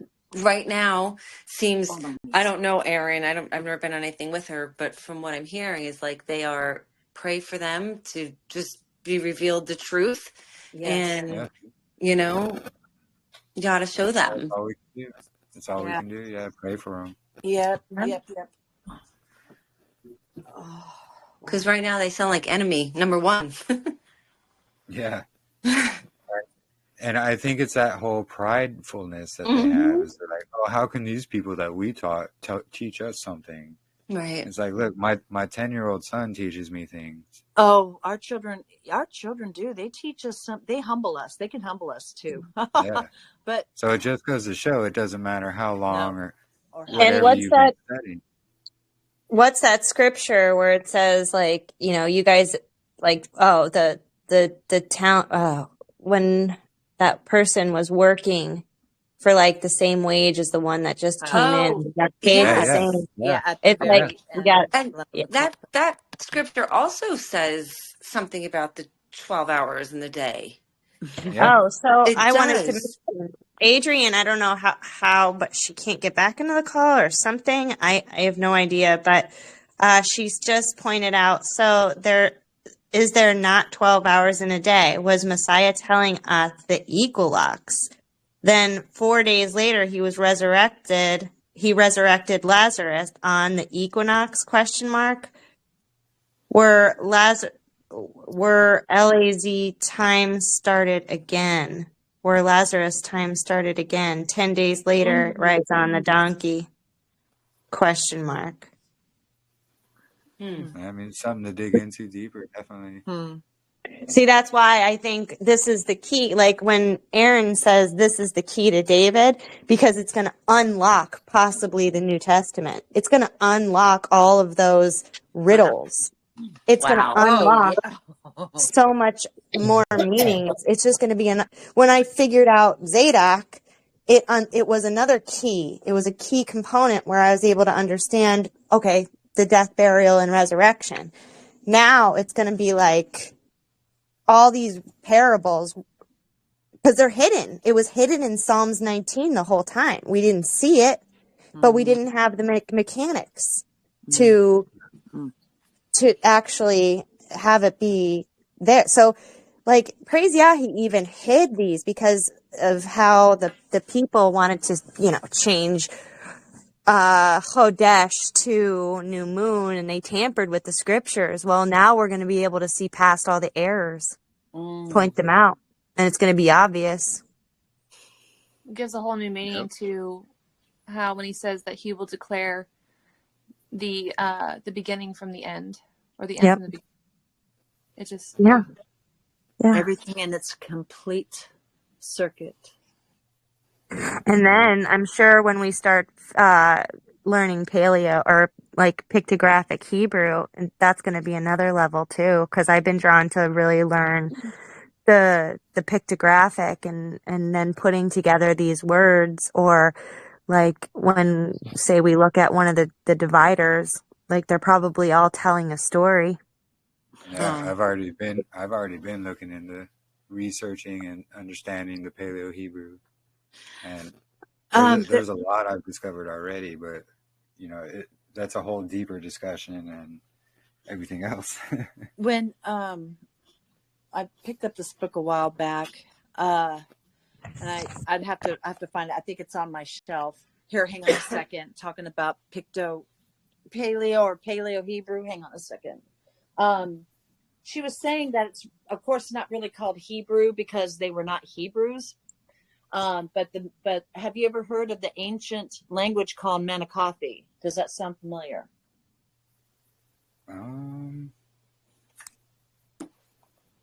Doesn't sound familiar. Okay. Well, when everybody was speaking one language, or when Adam and Eve, it was like a heavenly language. Okay. Yeah. And from what and what Yah wrote, the 10 Commandments. I don't know how she came up with Manichathi, but I picked up this book. Her name is it's called The Etymology. Excuse me, I'm not of Ancient Biblical Hebrew. It's the primitive sign language, and it is the Picto. It's the Picto. Yeah. It's fascinating. What I'll do is I'll take a picture of it and send it to you through the group chat. Okay. Yeah. That's actually the style before this. I don't know if you can see it on screen, but this is the Paleo Hebrew, and then the pictographic it's similar to that, but it's an older form of it. Yeah, and the one that she's talking about is the sign language of it, and it's yeah. I had to put it down because I was like, wow, this is going to take a lot of time, and at that time I had a lot going on, and I just haven't picked it back up. Yeah, I want to read that. But whoa, and she's calling it Manichathi. Yes, it's on Amazon. Like I said, I'll take a picture of this. Hang on. Yeah. Well, I'll wait. Okay. But it's called the primitive sign language. Go ahead. Adrian is back, and she's going to pose that question. Okay. I think. Hello, everybody. Hi. Shalom, sister. Shabbat Shalom. Okay, so you guys, a little bit earlier in the conversation, and then we stepped outside, and for some reason I could not get my sound to come back on. So I know everybody was chatting, and I had a good understanding of what was going on, so I was just leaving it at that. But I got reading John 11, and it's funny when you have new eyes, things jump out at you that you've never seen before. Mm-hmm. And I don't want to make something out of nothing, but I read it a couple times, and I really can't unsee it. So you have the Messiah being told that Lazarus is dead. And he's talking about, oh, he's just sleeping. Don't you know there's 12 hours in a day? And those who walk in the light are of the light, and those who walk in the darkness, there's no light in them. Which really makes no sense as to Lazarus being dead, right? Like, it's kind of random to me. Well, then it says 4 days later, he'd been in the tomb for 4 days. Is it possible that they told him that the Messiah died and he was making a point saying he wouldn't have used the word equilux, but that's how we know it. This is the day that they told him Lazarus died. 4 days later, on the equinox, the first day of the first month, he resurrected Lazarus, making Lazarus's time start again. From that moment on, the Pharisees said, that's it, we got to kill him. Well, 10 days later from that moment, he would have rode in on a donkey. Yeah. Wow. So is it possible he was giving us a little cue here? Yeah, that's a good point. That's something I'd have to look into deeper. Wow. But yeah, that's very plausible, honestly. I think it's just the verbiage. I'm noticing the Messiah's verbiage. He speaks of the calendar a lot, and he's always telling them, you don't understand. Why don't you understand? I said it clear as day. Yep. And then how many days from when he rode on the donkey then did they observe Passover?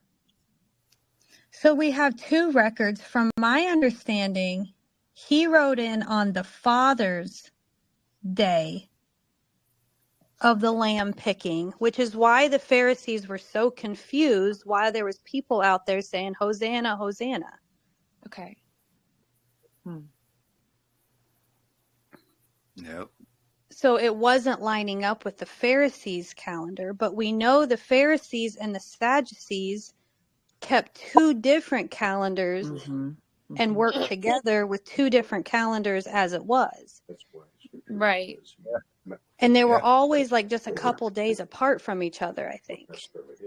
Yeah, and so the death, burial, and resurrection week of Messiah, it literally fell on a year just like this, where the Saturday Sabbath is lining up to the true Sabbath. So he died in the midst of a week, which was a Gregorian Wednesday?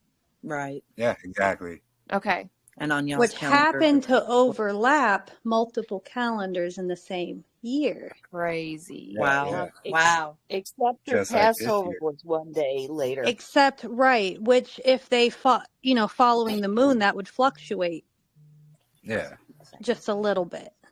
And actually that video of Sister Erin, she kind of goes through exactly what I found, but she found some other things as well, like through written history of like this date of this great earthquake that happened in Israel, and it's 33 AD.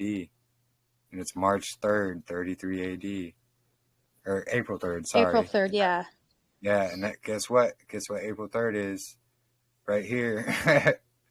Let me find Right, and then when you get on NASA and you go to April 3rd, 33 AD, there was a midday, so what would that be, a solar eclipse? It was yeah, because of the darkness. So it would have been a zero moon Passover.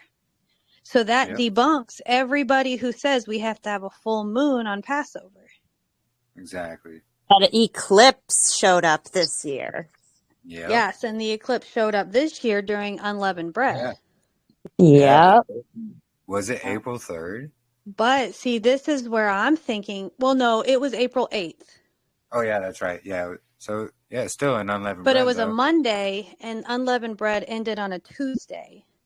Yep. And then and then the equinox, I'm sorry, it actually happened on Sukkot on the first day. Correct.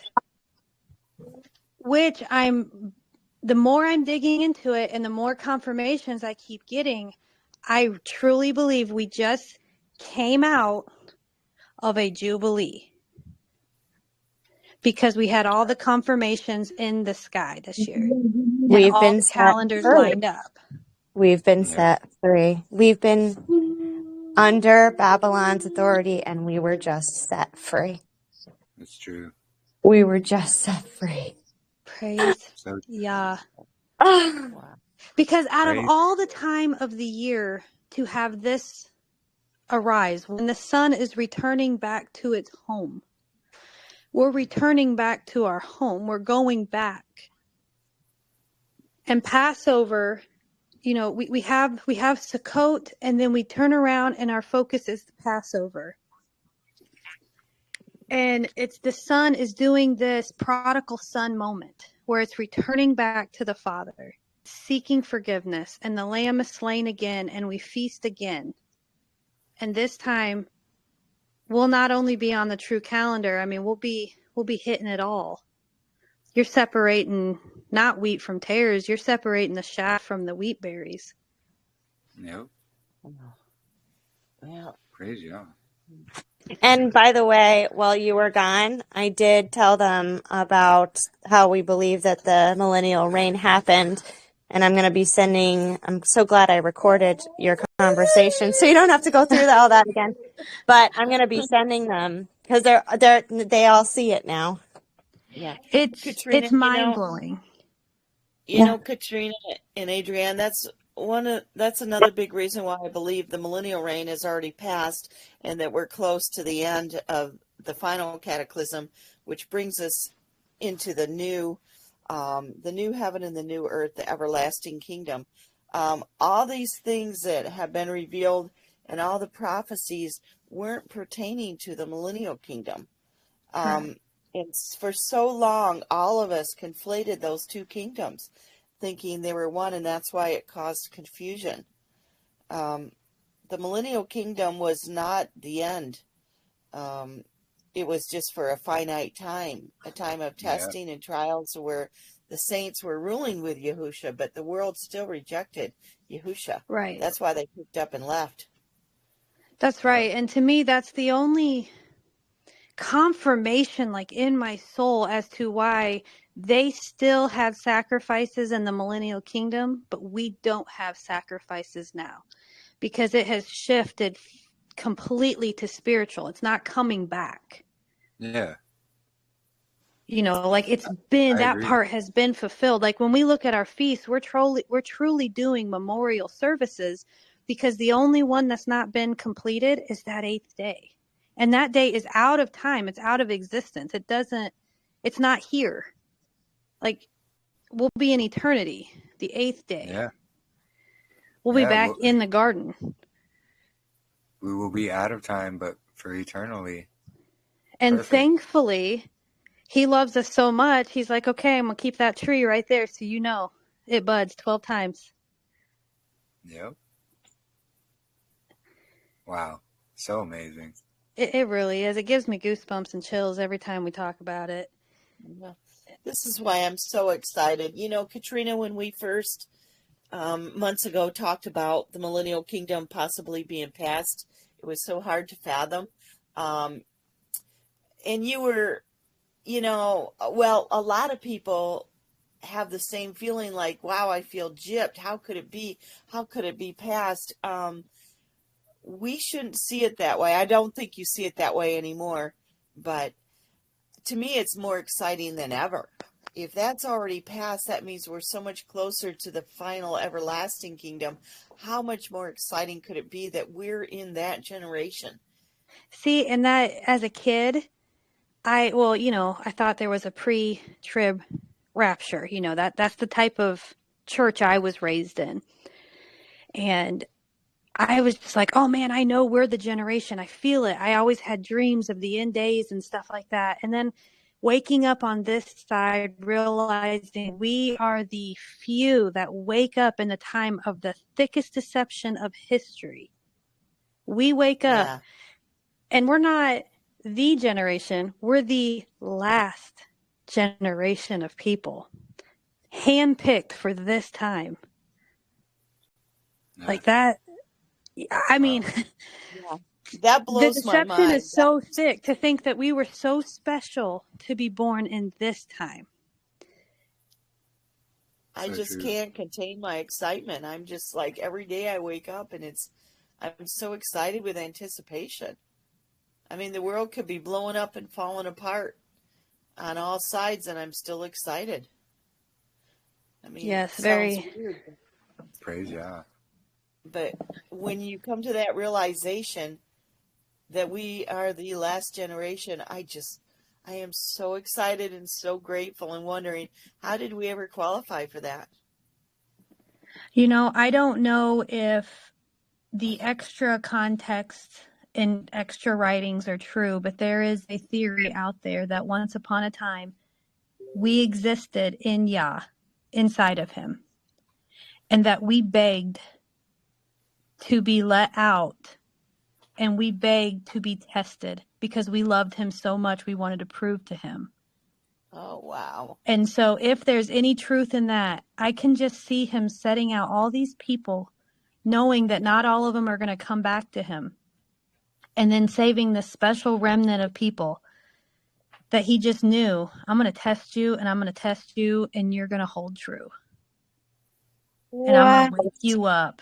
And so, again, I don't know if any of that is true. Wow. But I like to think that if this is truly the time of the thickest deception, where he came and deceived all four corners of this world, we are the ones that woke up in this deception. Wow. Wow. Wow. Yeah. And then to be reading Enoch to my children and to see the fact that this calendar, we were in fellowships. We're like, oh, we all accept different calendars. And I'm like, well, why don't we accept Christmas then? Like, this doesn't make sense to me. Because the calendar is the relationship. It's showing up to the dinner dates with our husband. It's showing up at the right time. It's the relationship. The calendar's so stinking important, and I knew it was. I didn't know. You know what I mean? Like, my inside said, no, you have to know the real calendar. And everybody kept saying, oh, it's not out there. You can't find it. He knows your heart. The thing that kept hitting my heart was the fact that the calendar is extremely important, because what's in the calendar? The weeks. And what do we have? The Shabbat. Right. So yeah, that's important. That's extremely important. It's so important. And showing up to his feast days. It says if you don't show up to the Day of Atonement on the right day, you're kicked out. Yeah. Yep. I just actually put up a post about that I keep putting up like little just things that are going on in my head. And I said, Messiah didn't say he was going to use a feather to separate his people. He also did not say he was going to sort all this out upon his return. Get out of Babylon. Fill up your oil now. That's what came out. Yep. I think it's Zechariah, towards the end of Zechariah or Zephaniah. It's Zechariah. It talks about him teaching them the ways, and there's people that still argue with the Messiah. And I'm like, that has to be the calendar.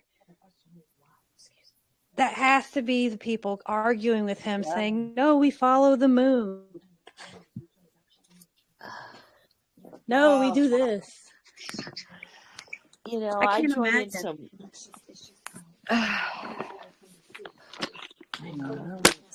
That's why I said, like, when you figure out this calendar, you're going to hate Babylon even more. Like, when you figure this stuff out, they are mocking us. Well, yeah, and like my husband, he's like, so what do we do when the Sabbath falls on a weekday? Because he still works. We're not completely to that point to where. So what does he do? Right. What does he do as a profession? Oh, he's a lineman. So what's a lineman? Works on electricity. Restores power. So this is what he's going to have to do because he's stuck in Babylon. This is the reason why.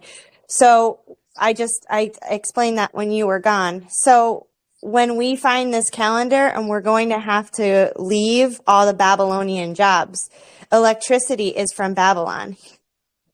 So, like education, school systems, they're not going to be able to be teachers. They're not going to be able to be lawyers. They're not going to be able to be doctors, nurses, nothing from Babylon. This is going to cause us to separate from Babylon even more.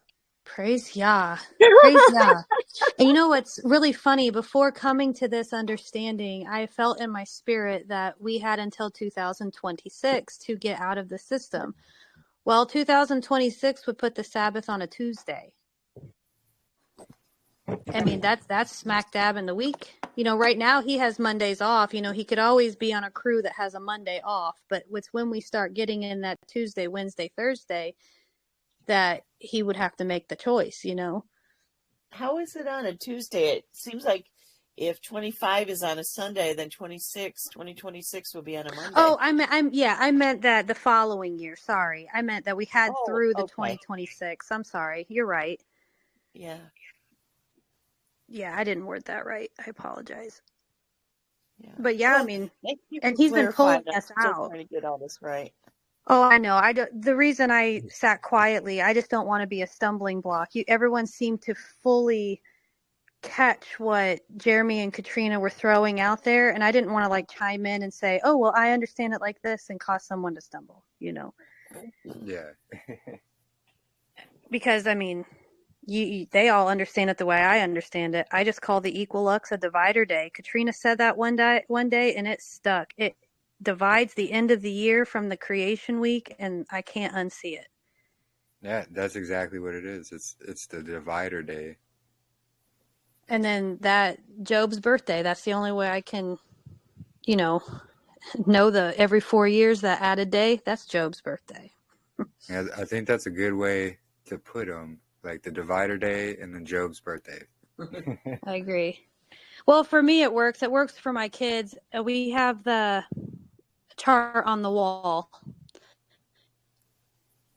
just so we are constantly reminded that we follow these 7 days and not man's 7 days. Yeah, exactly. Okay, so who's building the compound that we're all moving to and we can't work during the week? So I want to know. And we can't have We're working on it. electricity. Where are we going? We're working on it.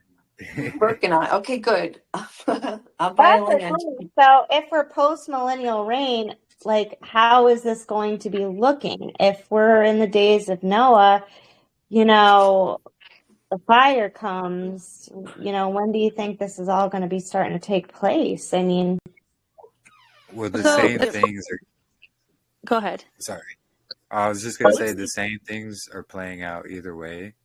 It's just now we're going backwards in that time versus forwards in the time. so what comes next? It's just like the days of Noah, but in a So greater way. what came before the days of Noah, though? Days of Jared. Ooh, So what? eating and drinking and giving in marriage. Well, So okay, what's so the days of The Jared? fallen That's angels when the coming, fallen mating with angels came. women. Right. now, okay, sorry. And they I'm- made their lives good. Ooh. Hence the dream team that's now going to be in office. They're going to make free everything. Oh boy. They're going to make everybody comfortable. Yep. Peace, You don't peace need before to the be off storm. grid. You don't need to. Yeah, you don't need to store food. You don't need to do any of that because we're going to clean the provide. food. We'll provide. Yeah, absolutely. Matter of Wait, fact, while we're I'm doing not this, just go following ahead and that. get this chip.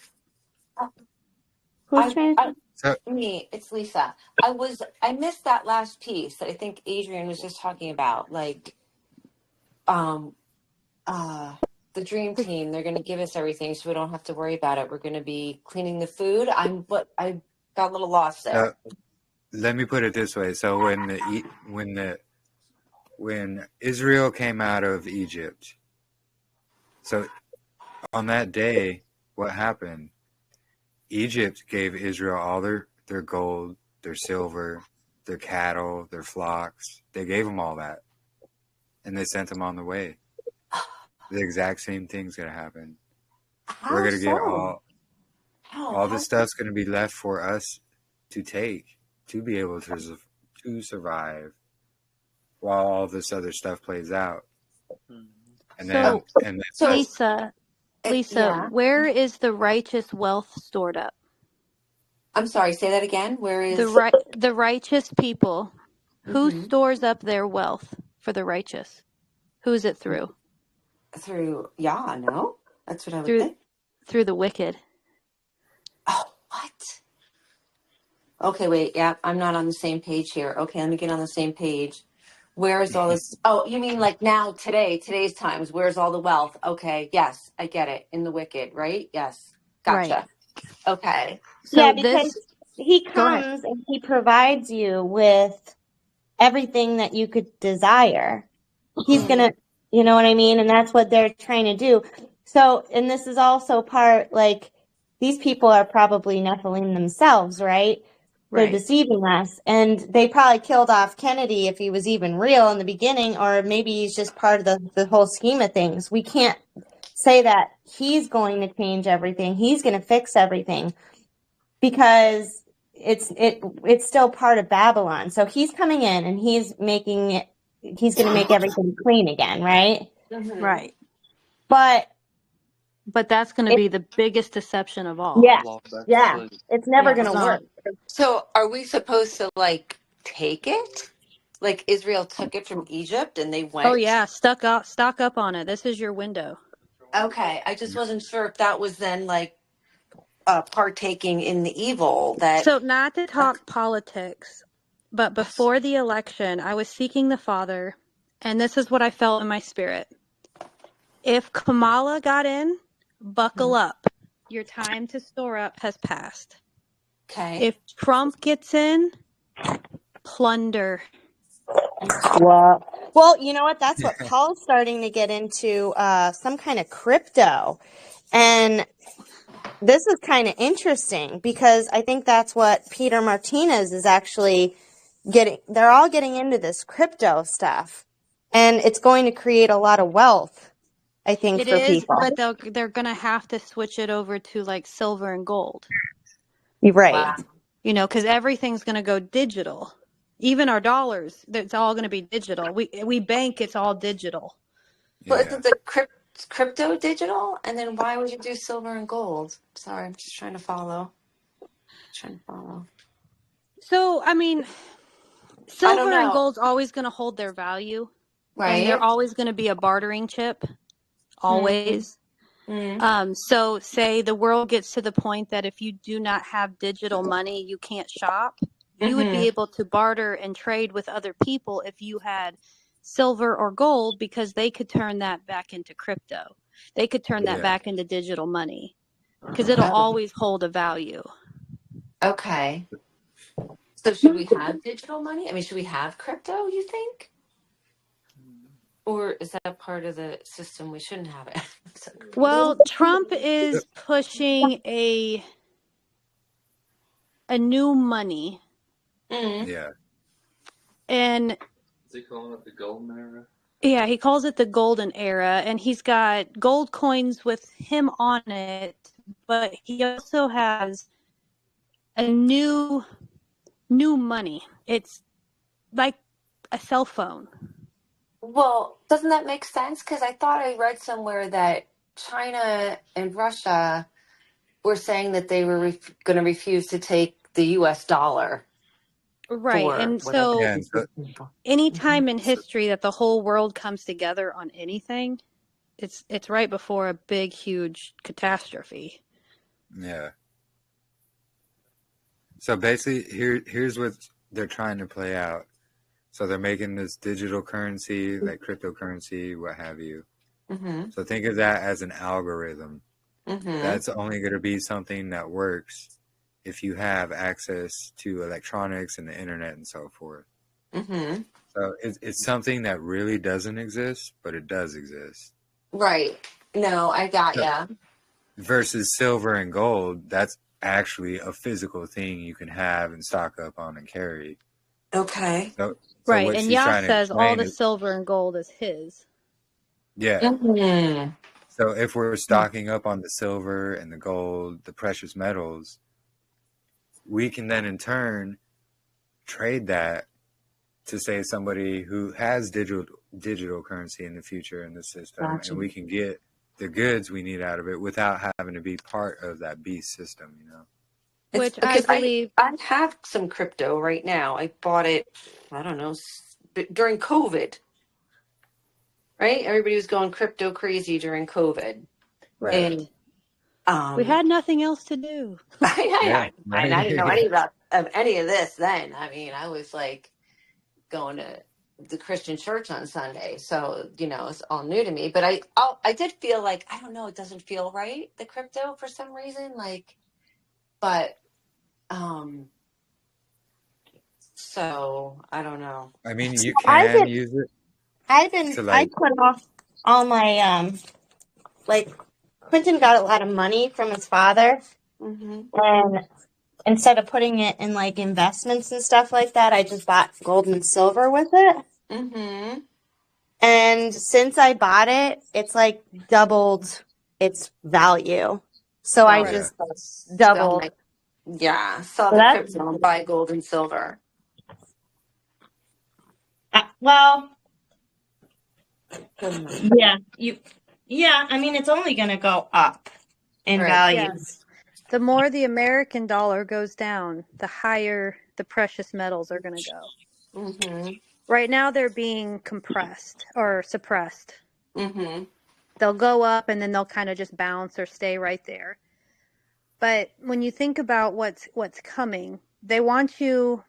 You have Elon saying he's going to offer Starlink for free. Well, just the name of that, I don't want to link to any star at all. Right. Gotcha. So if the whole world is operating on Starlink, for example, and the whole world is operating in this AI world, Right. that could very well be the end time beast system. Yeah. This Gotcha. AI world ran by these Nephilim that are embodied through electronical devices. So like I Precisely. Yeah. try to tell my children, because, you know, I raised them to be on electronic devices, not all the time, but, you know, we have Right. days. Yeah. And I'm like, you know, when we move, when we make this shift in our life, we can play the games that don't require internet. Mm-hmm. Not because we won't have access to the internet, but because our home won't be connected to the internet. Yep. Because of your choosing, or Of my because? choosing, because I Okay. think by that time there's only going to be one internet source. That's my opinion. Gotcha. I could be completely wrong. Okay. Gotcha. No, I would agree. I would agree. And that's what, And it'll be free. that is That's a the part of the scary B part. system. Gotcha. Yeah. I gotcha. So right now, Yah is allowing us to use the technology and the devices to be able to spread this truth. Right. And that's how the truth gets spread all across the earth. Mm. So there's going to be a time when it's going to shift from this to this whole one world beast system type deal. And the where famine of everybody, the word. yeah, exactly. And that's going to be the famine, because we're not going to be able to, we're not going to be able to get on these devices anymore, because that's going to be literally part of the beast system. Right.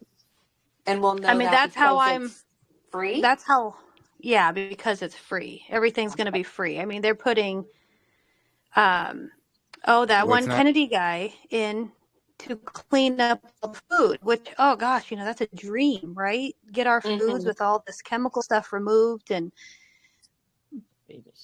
But my question is it really going to be clean?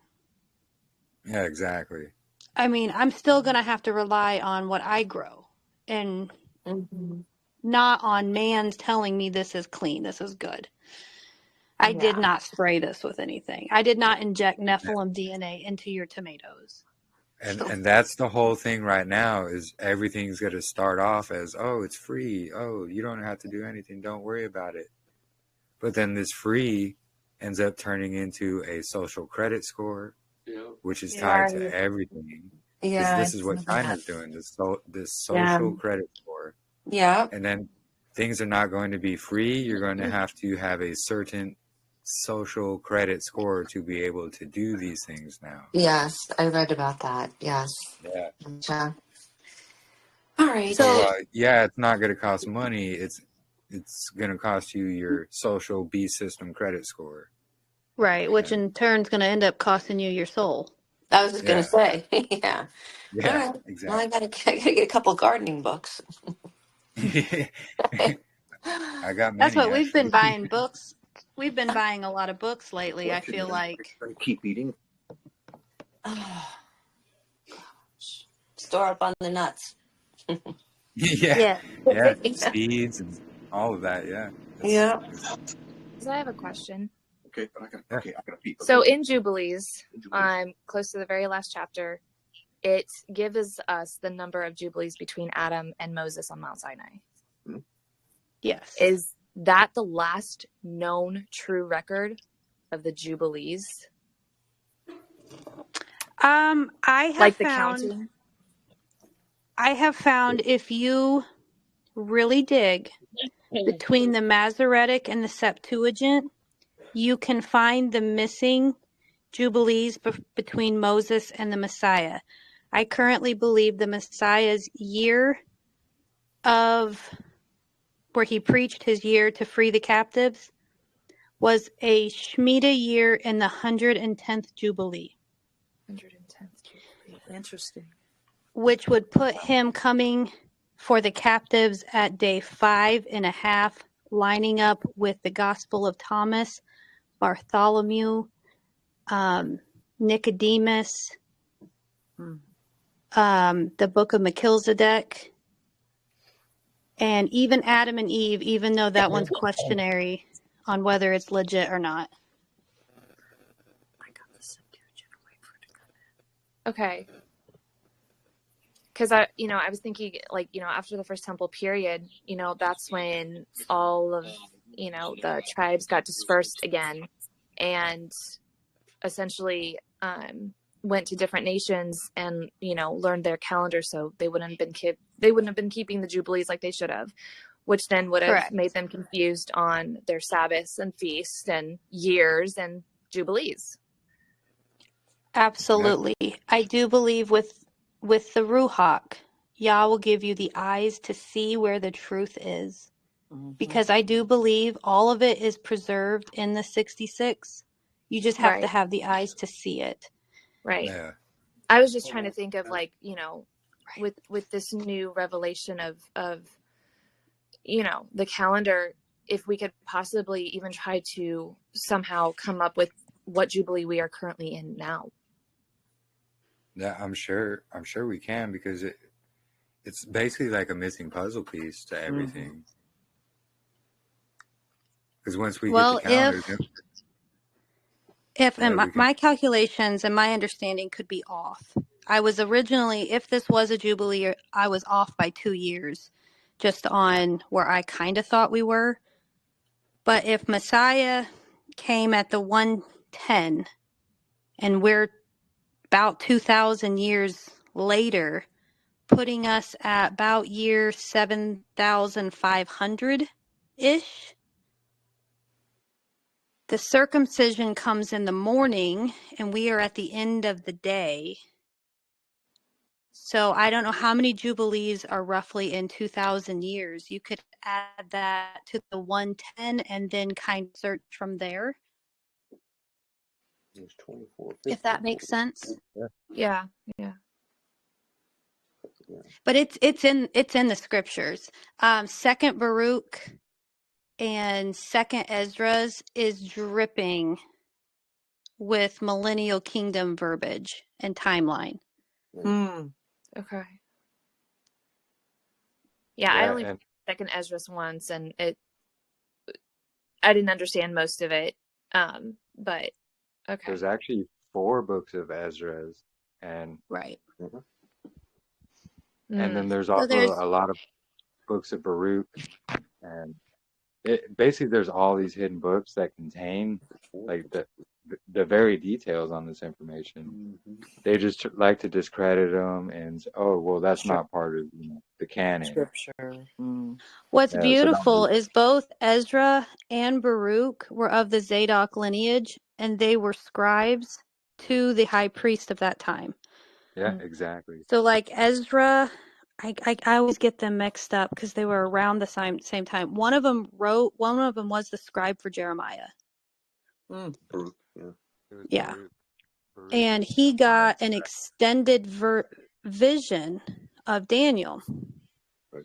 So we have Daniel had the vision, Jeremiah had a vision, John the Revelator had a vision, and then Baruch. When you put all 4 pieces together, that's when it's like, oh, Rome did die. It was the powerhouse, and then it wasn't, and now it is again. And that Rome represented the 4th kingdom. Well, there's 2 legs. Right. It has 2 terms.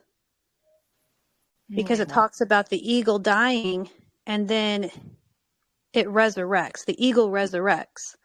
Where did the eagle resurrect this time? In our country. Yep. And you put those Is that why they missing refer books. to the... Go ahead. I think they refer to the eagle as the phoenix rising from the ashes. Correct. Correct. Because I do believe the eagle actually is a phoenix. It is. Yeah. Yeah, it is. It is. It's not the eagle, it's the phoenix. Yeah. What is the phoenix? Sorry, just jumping in here. It represents rebirth. Okay. But from which side? You know what I mean? Like, yeah. You can look at that as rebirth, like the Messiah, or Hasatan's rebirth. Because see, Yah, we can't forget, Yah created everything. And the angels came down and they perverted everything Yah gave us. Yep. You know, I'm pretty sure there's a serpent or a dragon somewhere around Yah's throne, but yet we always relate to serpents and dragons as evil. But he created them. And he said, oh, the dragon? Yeah, you can eat the dragon. Mm. Yeah, because he made Behemoth and Leviathan. Yes. That's food for the people in the end times. Whoa. Yep. It's amazing. Wow.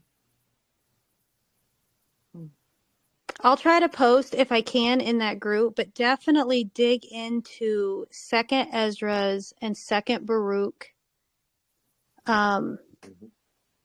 The Wisdom of Solomon, chapter 16. What translation? Is it in the Yah scriptures? Wisdom of Solomon? I think let me look in the Yah scriptures. Is it in there? Yeah, I use so many different.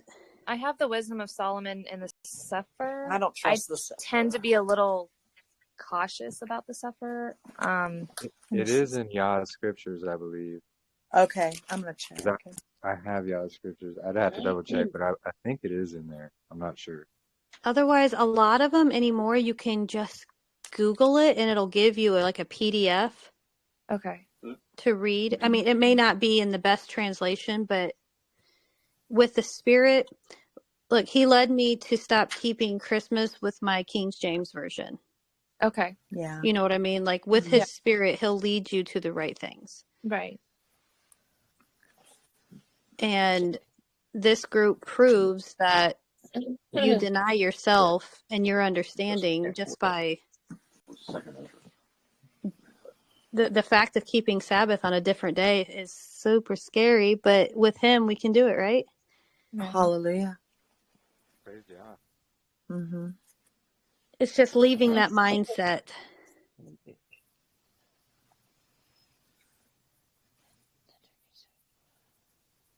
Okay, so I'm gonna write down those books again, sister, that you were mentioning. You said 2nd Baruch And 2nd Ezra's. and 2nd Ezra's, along with the Wisdom of Solomon, correct? Yes, chapter 16 of that one. Okay, chapter 16. All right. And then, you said like, those all talk about the millennial kingdom? Yes, it has millennial kingdom verbiage along with timeline. This is where all my stuff started. Okay, timeline. Was when I was when I was searching the calendar, it turned into a timeline search. Gotcha. Okay. All right, I'm going to check that out. All righty.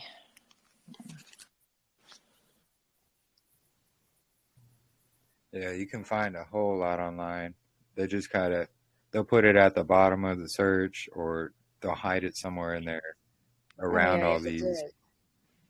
Yeah, they'll put it around a bunch of false information to like throw you off. But if you really dig, you'll find it. Isn't that funny? His truth with all these people sharing a little bit of truth, a little bit of lies, just like with the King James, little bit of truth, little bit of lies, and we are able to figure it out, even with the lies all right in there. And you know what? Each time it took a huge humbling. It took a huge denying, oh, I thought I was right and I'm wrong. Like, I'm so used to being wrong now that I'm like, okay, do I want to share this because I think it's right?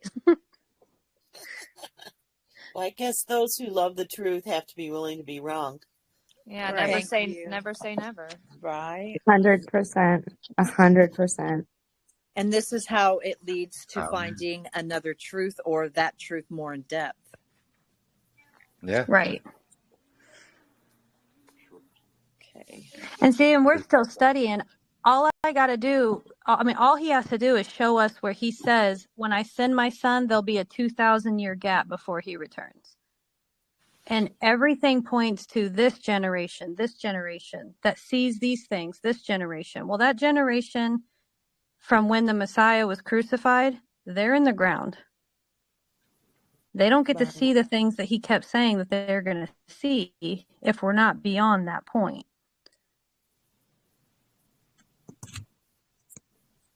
Wow. And then just realizing how much Christianity has perverted the Oh, Gospels yeah. itself. I know. Well, I Yeah. keep getting that block of Well, the church the teaching. Father had me stop reading the New Testament. He wanted me to make sure that I knew his word before reading the New Testament so I could use Better discernment. understand it. Okay. Right. Yes. Right. Because see, Literally there's go a Got to go to lot the of, foundation. right. There's a lot of twisted verbiage in the New Testament. No wonder people use Paul's writings to their demise, like Peter Right. says. Yep. Yep. And I was one of them. Oh no, Paul said the law's done away with. I just have to believe. John 3:16 says I have to believe, but I totally left out the rest of the verses that says I have to obey. Right. Obey faith, what? Because faith comes by hearing, and hearing by the word of Yah. And whenever there's faith, works always follows. You can't divide them. It's hand in hand. Yeah, because if you believe in something, you're gonna not do it. Walking the right calendar is works. That's for sure. Oh boy. A total change. And it's a literal light unto our path. Yeah, absolutely. Especially with that straight, narrow path on that equinox, that straight line. Oh my gosh. That's it right there. Right. Yeah, it That's gives a whole what. new meaning to the narrow path. Right. Katrina had brought highlight to that, I think last night or this morning. And I was like, that's it. We just have to obey, observe, and stay on the path. Man. My gosh. Wow. Praise Yah. Praise Yahuwah, honestly. And then this is all you're going to think of for the rest of the week. Probably the rest of the month. That's another statement. Right. Oh my god. Well, when my mom introduced me to biblical cosmology, and that, we're not a ball, I still think about it every day, Right. So that itself, like I see it every day. It's so obvious. It's like, hello. Yeah. So obvious. Once you go flat, you never go back. Oh man. You don't get a straight line shadow on a curved ball. You can't. No, you It's don't. impossible. Right. It's impossible. You don't have sea level on a ball. Level. Level. Sea Or a level. horizon. Yeah. Right. Yes. Not teeter. Yeah, exactly. Not tilt. Right. No. It's a circuit. Oh, that's funny. That's right. A roundabout. Yep. Wow. Man, his truth is just so amazing and so beyond words. I'm so thankful. He is so faithful in answering prayer. Prayed for his truth. I said, continue to teach me. I don't want to be deceived by anyone or anything. Prayed that in tears back in the early 90s. I don't want to be led astray, Father. I want to learn all your truth. I want to follow you as closely as I can. Praise his name. Praise his name.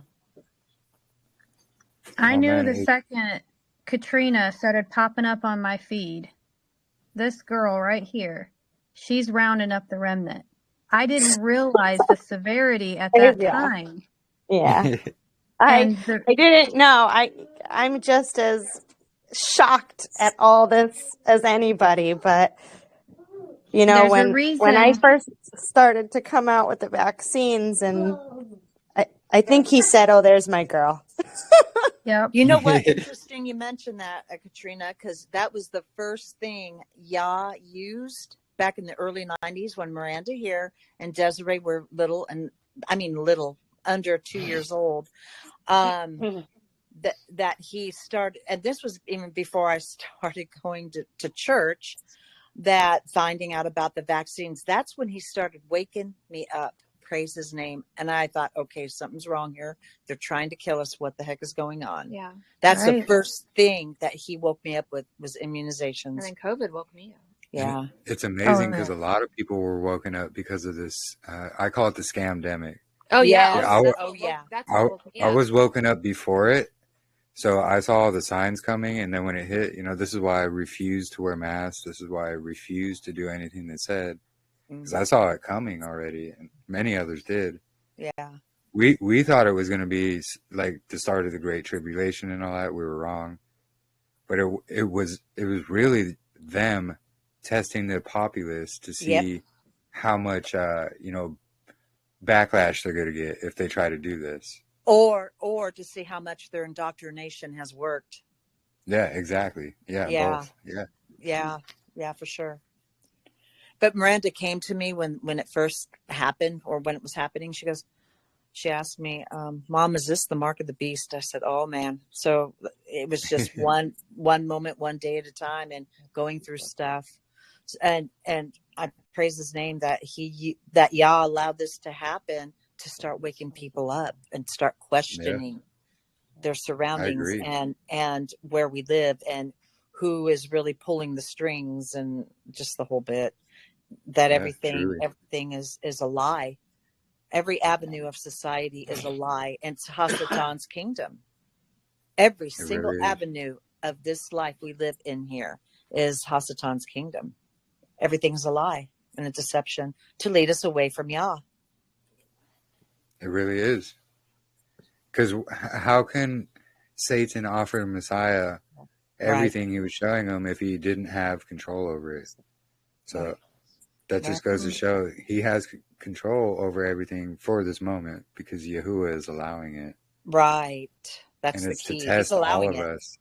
Yeah, it's to test all of us to make sure, do we truly want to follow him? Right. Man, the narrow path is really, really that narrow. It really is. It is. Is it really that narrow? My goodness. It really is. It really because it even is. says, it even says there's some who will find it, and then they'll be led astray off of it. And it's just going to be worse for them. Yeah, please guard yourself. Please stay in that prayer closet. Please guard yourself, because there's going to be the enemy attacking you like you wouldn't believe. Right. We haven't seen nothing yet. You better believe You will. You will. From all sides. It gets crazy, because he's going to try to stop. He's going to try to stop you. And he uses every way possible. He'll do it spiritually. He'll do it physically. He'll do it through sicknesses. He'll do it through family, friends, what have you. He'll use every route to try and pull us off this narrow path. We just got to, endure to the end. Hallelujah. Yes. Just recognize it for what it is and thank him.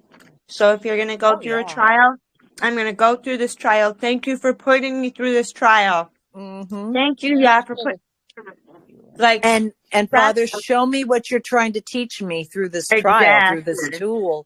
Where is it where I'm not right with you in my heart, or whatever it may be? It's a teaching tool. Definitely. Exactly. You're right. Yeah. Yes, Father, don't let me wander for 40 years. Oh, yeah. Hallelujah for that. Man. I kept saying, because I first gathered the Zadok group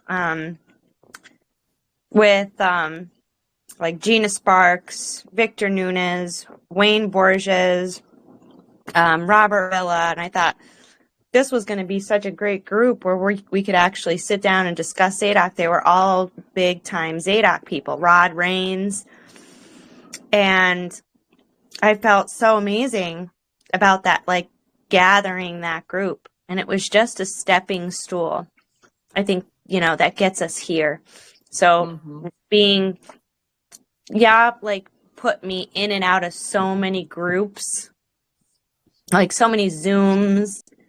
And like when the door closes, you have to accept that close, and because don't bring in the people that you once loved, or so just remember that, because it's gonna, you don't want to go backwards. If you do go backwards, well, what does it say?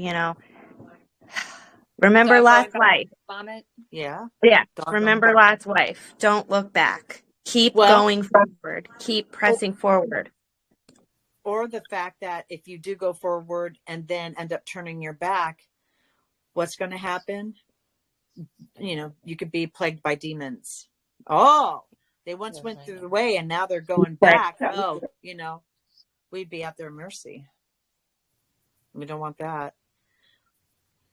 That's for sure. That parable where he talks about a man that cleans his house, but then how did it go again? Where, man, I can't even think right now. There's so much in my head. Trying to, but and it says that, but then he went back, Or left the door open and then had more than what he had before. that were even worse than before, or something like that. I can't remember how that parable went. But once we've had tasted and seen that Yah is good,